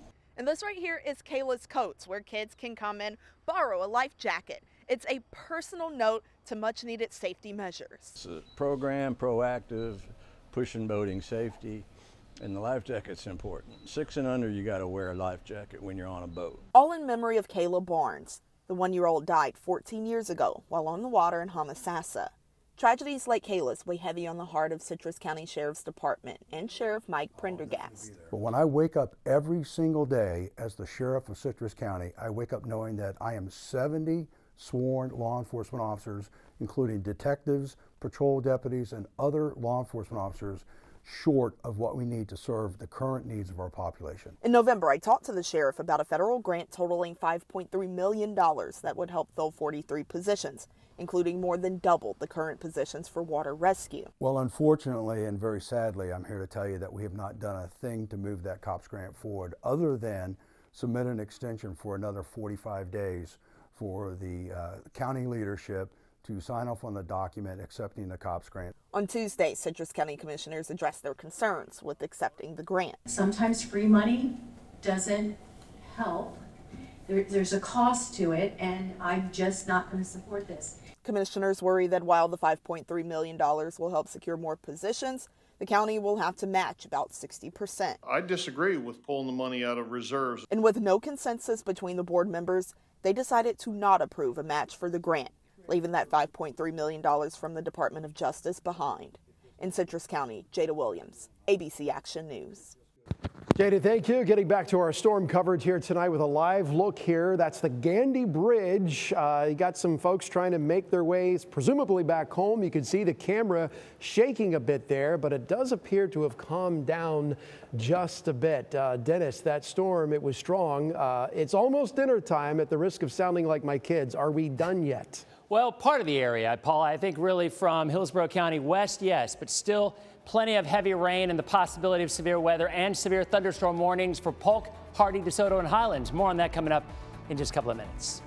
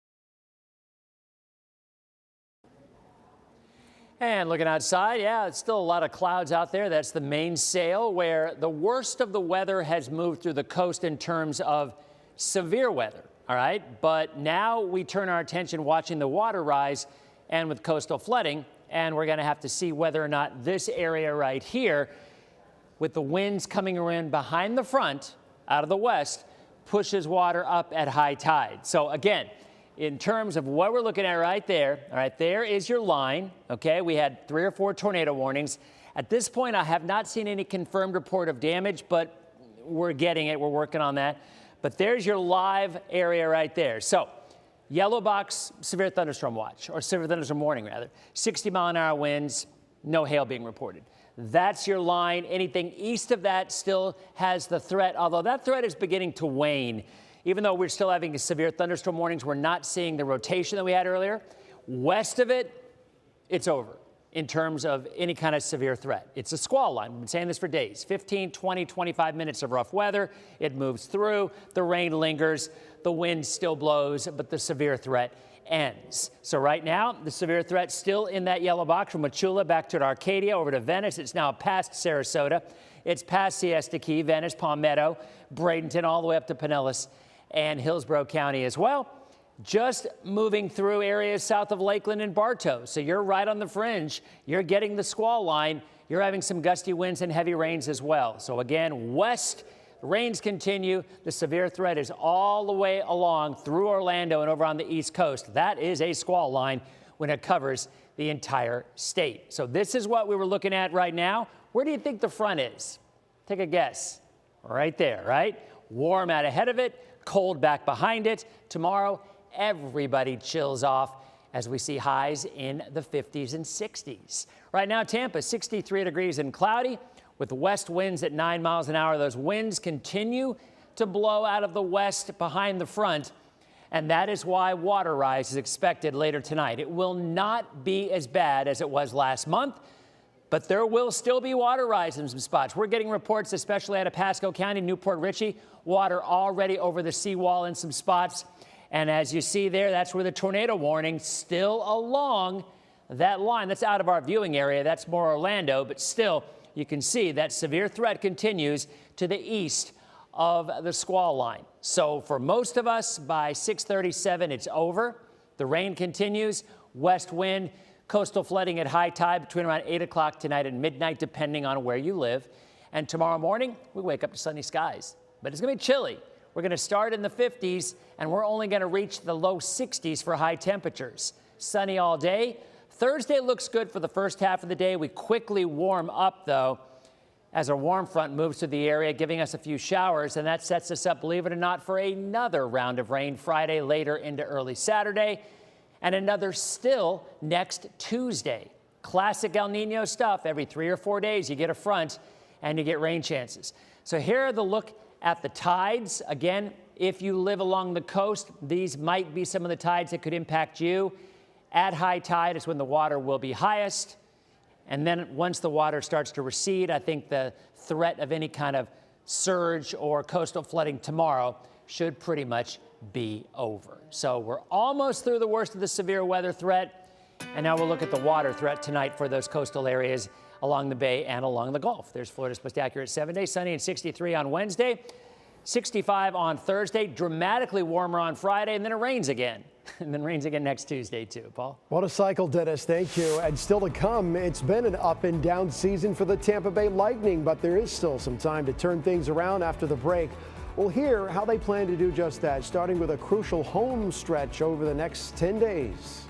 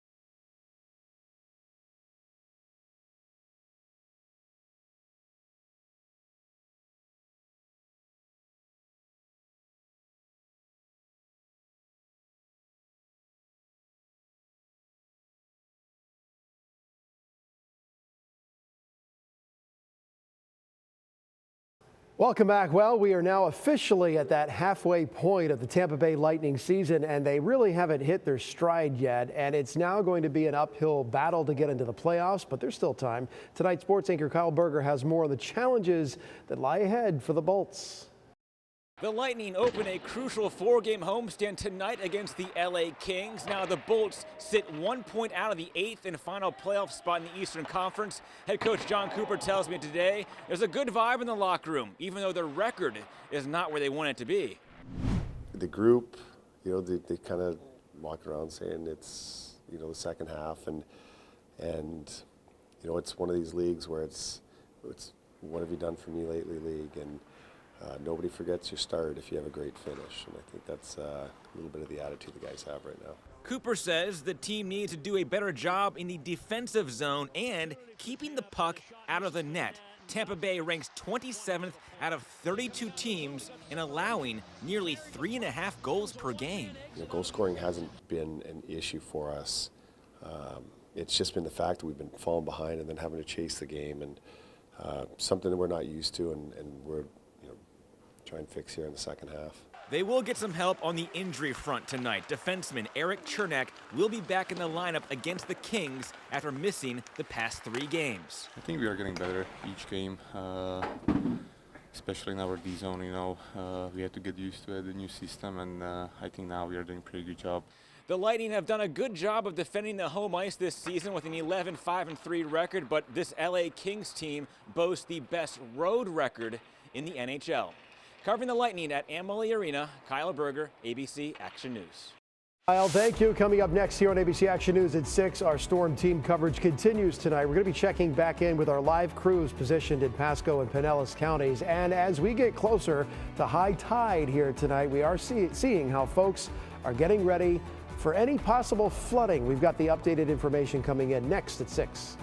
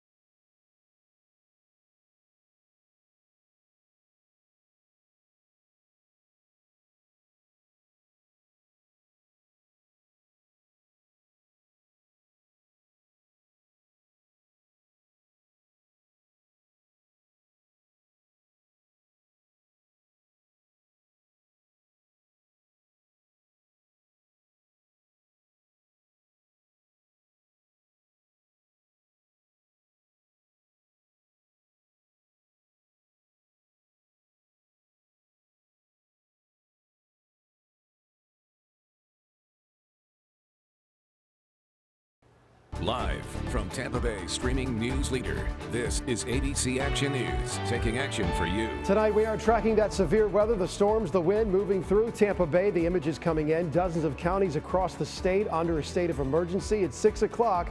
Welcome to ABC Action News. I'm Paul Agrone. And good evening, I'm Wendy Ryan. Thank you for joining us. A tornado watch is still in effect for parts of the Bay Area through 9 o'clock this evening.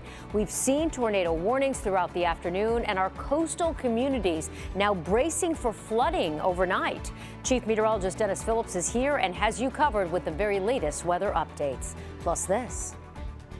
2024 is going to be a banner year for the free state of Florida. Governor Ron DeSantis laying out the state address in the midst of his campaign trail for the White House. Tonight, we set the scene in Tallahassee. And playoff preps. The city of Tampa setting the stage for Monday's primetime slot at Raymond James Stadium. We are going to bring it on with the Eagles and then look forward to that path of consecutive wins of our championship Bucks. First up here tonight, the severe weather, and we do have live team coverage. Our crew standing by, positioned up and down the coast. We'll check in with them in just a moment. But we want to lead off right now our team coverage tonight with Chief Meteorologist Denis Phillips. Dennis, we have a time-lapse video from our Clearwater Beach camera from around 3 o'clock this afternoon, and you can see the water already then coming up. Yeah, Dennis, this thing had it all: lightning, wind, and of course the rain. And unfortunately, even some tornado warnings as well. At this point in time, there is the squall line right there. So if you're just stepping in and you're wondering, how are things shaping up right now? There's your squall line, all right? So that's where the severe weather threat is. If you live west of there, the severe weather threat has ended for you. We've had numerous tornado warnings, and right now we still have severe thunderstorm warnings across parts of Manatee, Sarasota, Polk County, a tornado warning around Orlando right now. So taking a closer look, you can kind of see what we're looking at. This is the bottom, the southern edge of the squall line. We've been saying this for the last couple of days. You would expect 20, maybe 25 minutes of squally weather. It moves through, and then the rain lingers, but the severe threat has ended. Right there is where that 20 to 25-minute stretch is. It extends north into Polk County right now, east of Lakeland. The worst is over for you. Entering toward Lake Wales, Haines City, back toward northeastern sections of Polk County up around Orlando. That's where the tornado warning is in effect right now between Kissimmee and Orlando. I mean, that's a tough go of it on a weekday anyway, driving, imagine, with the visibility low and the threat of severe weather, and it extends over to the East Coast as well. Once we get rid of the severe weather threat, which will be shortly, we turn our attention toward the coast, whether it's the Bay or the Gulf, at water rise. And the highest water arrives at high tide, which ranges anywhere between 8 o'clock and midnight later on tonight. So the severe threat rapidly ending. Unfortunately, the threat of rising water, while it will be lower than last month, there's still issues in areas that are notorious for flooding. And we'll talk more about that and look ahead to our next storm. Believe it or not, it's only couple of days away. That's coming up in a few minutes, guys. The next one. Dennis, see you soon. Well, meanwhile, this storm not as forgiving up in the Panhandle. I want to show you this. New images coming in here tonight. This is aerial video revealing the tornado damage in Panama City. Go ahead and take a closer look at this because, wow, that just says it all. Some of the roofs torn off. Some homes and buildings were actually torn down. The scope of the damage coming into sharper focus tonight, playing out across the state. Florida CFO Jimmy Petronas giving an update a short time ago on the damage that we've seen so far. At about 40 structures that are destroyed. There's been 5 individuals taken to local hospitals with various injuries, lacerations, head trauma, but no fatalities. No fatalities. Again, Governor DeSantis putting 49 counties in Florida under that state of emergency for these storms. Meanwhile, we want to check in with our crews out in the field right now in Pasco County. We saw water crashing over the seawall this afternoon. Let's go out to Action News reporter Eric Waxler in Pasco County's Hudson Beach. So, Eric, what are you seeing out there where you are right now? Wendy, it is night and day. It's literally almost night right now. It has calmed down tremendously. About 2 hours ago, a squall came through, and the Gulf behind me, if you look, it is super calm right now, but it was really, really choppy, and all of a sudden the water started crashing over the wall, and we can take a look at some video that we shot a couple of hours ago. The wind, the gusts were really tremendous. The trees were whipping, the flags were whipping. And then this area here right above the seawall started flooding, and the water was rising. We didn't know exactly how far it was going to rise. Thankfully, in the last hour or so, it has receded, and you see the Gulf is really calm now, thankfully, and the wind has stopped, the rain is gone. We've only heard a couple minor reports of some minor damage around Pasco County, so considering what the potential this storm had, I think people are feeling very lucky right now because you didn't know just how dangerous it could be in some spots. The sun is going down. The restaurant right here is open for business, so people, I think, getting back to normal and venturing back out after hunkering down during the last few hours. Live in Pasco County, Eric Waxler, ABC Action News. Hunkering down is right, my friend. Eric, thank you. Let's move south down the road to Pinellas County, where we saw some strong winds there this afternoon. Pinellas County reporter Casey Albritton standing by live for us in Gulfport. Casey, we're just about 3 hours away from the high tides there in Gulfport, and that's when that water could start rising. What are you seeing there right now? Yeah, I mean, really things have started to settle down within the last 2 hours. About 2 hours ago, it was pretty crazy out here with a lot of strong wind and a lot of those waves just coming up and over the seawall. But take a look right over here. The main focus right now is flooding, and this road in front of these restaurants here in Gulfport, they're flooded, and this is just coming from the rainfall that's been happening over the last couple hours. Now, one resident I spoke to, Owen Chastain, told me his Gulfport neighborhood floods very easily, and back in December when strong storms swept through the area, his car flooded and was totaled, and he spent today doing everything he can to protect his property from that storm, setting up sandbags and moving his furniture around. Pinellas County leaders say if you typically experience flooding, especially during the storms we had in December and during Hurricane Idalia, it's important to move your cars to higher ground and to use sandbags. Chastain says he's going one step further and evacuating tonight and staying with some of his friends. This place floods. It floods very quickly, very easily. I talk to people in the neighborhood, talk to my landlord, kind of tell me what to expect. Doesn't quite click. I open the door at 3 a.m. and the water is, it's all you can see is water. And Pinellas County leaders tell me they're sending out crews tomorrow to assess any damage, and they're asking you, if you see any damage in the area, to report it to the county. In Pinellas County, I'm Casey Albritton, ABC Action News. See it, say it, Casey. Thank you. Shifting our attention now up to Tallahassee. It was a State of the State address unlike any other in Florida history. Yeah, that's right. First, severe weather warnings blasted lawmakers' phones with tornado alerts. Then Governor Ron DeSantis caught a flight right after that to Iowa to get back on the presidential campaign trail. Our Capitol reporter Forrest Saunders is in Tallahassee with a breakdown tonight. Not long after storm alerts rang out in the Florida House chamber, Governor Ron DeSantis appeared on the floor ready to deliver his 6th State of the State address, which to some sounded more like a 2024 campaign speech.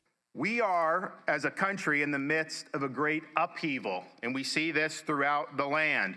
His more than 30-minute address hammered blue states and cities for spending and crime policies. He then had a long list of GOP accomplishments from previous sessions.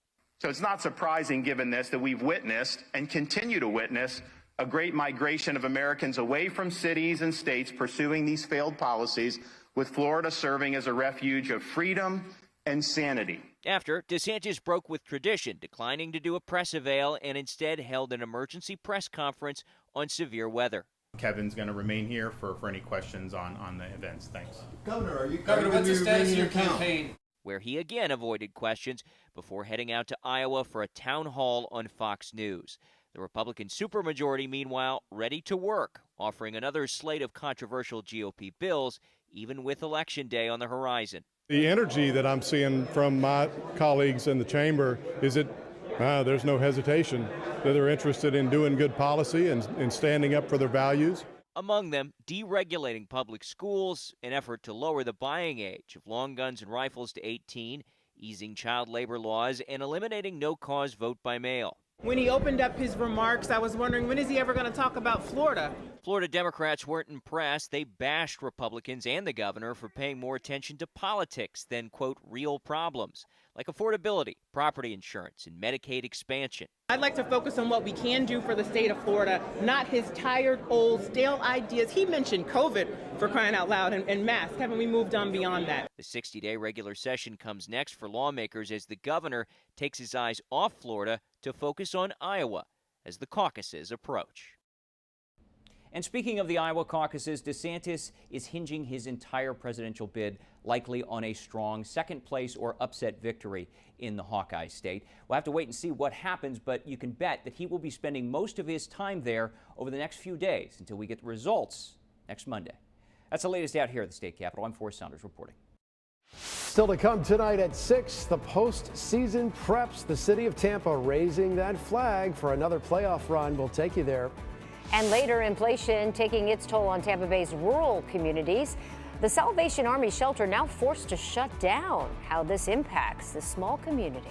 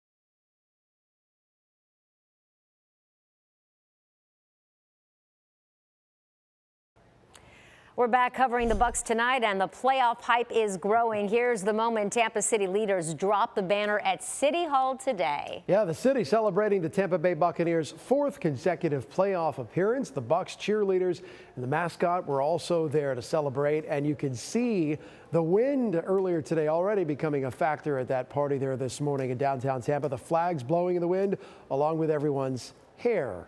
It also leads up to Monday night, where the primetime matchup has Tampa Bay facing Philadelphia.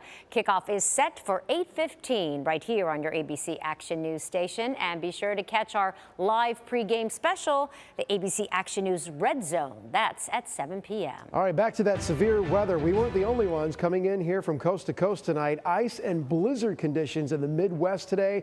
Take a look here. This is in Iowa, that fresh snow covering the streets and the cars there. And let's take you up to the northeast area of the country right now. This is a live look at the airport in Philadelphia. States and throughout the Northeast are bracing for those winter storms. As we check back in with Chief Meteorologist Denis Phillips. Dennis, this El Nino cycle is going to bring us more storms this winter. Yeah, it is. I mean, we've been talking about this for 3, 4, 5 months. It's interesting because El Nino usually minimizes the amount of hurricanes that develop in the Atlantic, but it also usually increases the amount of winter storms that we get in the deep south. We had it today. We'll have one again Friday, another one next Tuesday. It's going to help the rainfall. Do want to mention this. This was unconfirmed so far, but apparently there was a call into Pinellas County 911 that there was some damage to a roof at an apartment complex in St. Pete. The call came in at 4:23 this afternoon, and that was the time that we did have a tornado warning across southern Pinellas County. So there could have been some damage reported with that as the storm was moving east. And now there is the line, your squall line right there from a tornado in Orlando, extending down through eastern Polk, pushing into Highlands County, Hardy, DeSoto. And the Weather Service has been watching this for some rotation as well. So we will keep our eyes on this. But if you live anywhere to the west of this line, the severe threat is over. I mean, this is that squall line we've been talking about for a few days. Our forecast was, look, you'll get 20 or 25 minutes of really nasty, squally weather. And then afterwards, behind it, it's going to rain. The winds come down, kind of as Eric mentioned earlier in Pasco County, big changes. But just because the weather's clearing does not mean the water rise is not still a concern. It is, and we'll talk about that in just a minute. Again, there's a look at the severe thunderstorm warnings. Straight line winds of 40 to 60 miles an hour really common across this area from Port Charlotte up toward Wauchula and right through Lake Wales right now. And it extends north up toward Orlando, again, back toward Titusville, where there is a tornado warning and a tornado is on the ground in that area, and it extends offshore. So again, moving away. This is the coastal flood concern, the one that we have to keep our eyes on, because with a westerly wind, all right, as the tide rises between 8, 9, 10, 11 o'clock tonight, depending on where you are. Again, no impacts if you don't live on the water. This has nothing to do with rainwater. This is just the winds pushing Gulf water into the coast. And at the point of high tide, which happens to be one of the highest tides of the month, we're going to see flooding. Now, it will not be as bad as it was last month, but still, there will be some water rise in some spots. So if you live in these areas, really be conscientious about watching and keeping and monitoring what's going on over the next several hours. Temperatures right now, where do you think the front is? Up near 80, 50s. Green and yellow, I'd say right about there. That's where your cold front is. Back to the west, it's more stable. It isn't stormy. East of it, clearly it is, with tornado warnings and severe thunderstorm warnings all along the squall line. This is why that tornado watch was in effect for the entire Bay Area, and it continues for those southern counties right now. But for the rest of us, no, it is over. Let's go ahead and take this full. You take a look at Futurecast as we go through the next couple of hours. Again, we continue to see everything winding down. And by the time we enter, I would say 9 or 10 o'clock tonight, pretty much the worst of the weather is over. And again, in terms of where it goes from here, sunny and cool tomorrow. So we go from warm and muggy and stormy to sunny and cool and breezy on Wednesday. Pretty nice trade-off. Highs in the 60s tomorrow with sunny skies. The rest of the day looks good. Thursday, we start to see clouds come back. We have another front lift north as a warm front, so that will warm us back up dramatically by Friday, up near 80 degrees again. And then another storm, another front comes in from the Gulf to give us some more rain and storms on Friday afternoon, Friday night, and maybe early into Saturday. So timing out the rainfall, tomorrow nothing, Thursday maybe late night, Friday, another chance of rain, leaving midday on Saturday. Sunday looks good. Monday for the game. It's too early to guarantee at this point. There might be some rain coming in late Monday, but I'm leaning more toward Tuesday. Temperatures, well, there's your warm-up on Friday. And then look at next week behind that stronger storm next Tuesday. Highs back in the 50s next Wednesday, Thursday, and Friday. We are all over the place with this pattern. A few more hours of rain, then partly cloudy overnight. Clear by tomorrow. A sunny start to your day. Still very breezy. Northwest winds 15 to 20 knots. A moderate chop in the bay. Water temperature 64 degrees. There are your tides. Again, the next high tide is really important. It ranges anywhere between about 8 o'clock tonight and midnight, depending on where you are. Again, only impacting coastal areas. Florida's most accurate 7-day. Sunny on Wednesday, sunny Thursday, rain Thursday night, rain Friday into early Saturday, and another chance of rain on Tuesday. Tonight at 7:30 on DPL, we'll recap today's storm, and we'll look ahead to what else is on the horizon. That's tonight at 7:30 on Denis Phillips Live. Action News at 6 continues after this.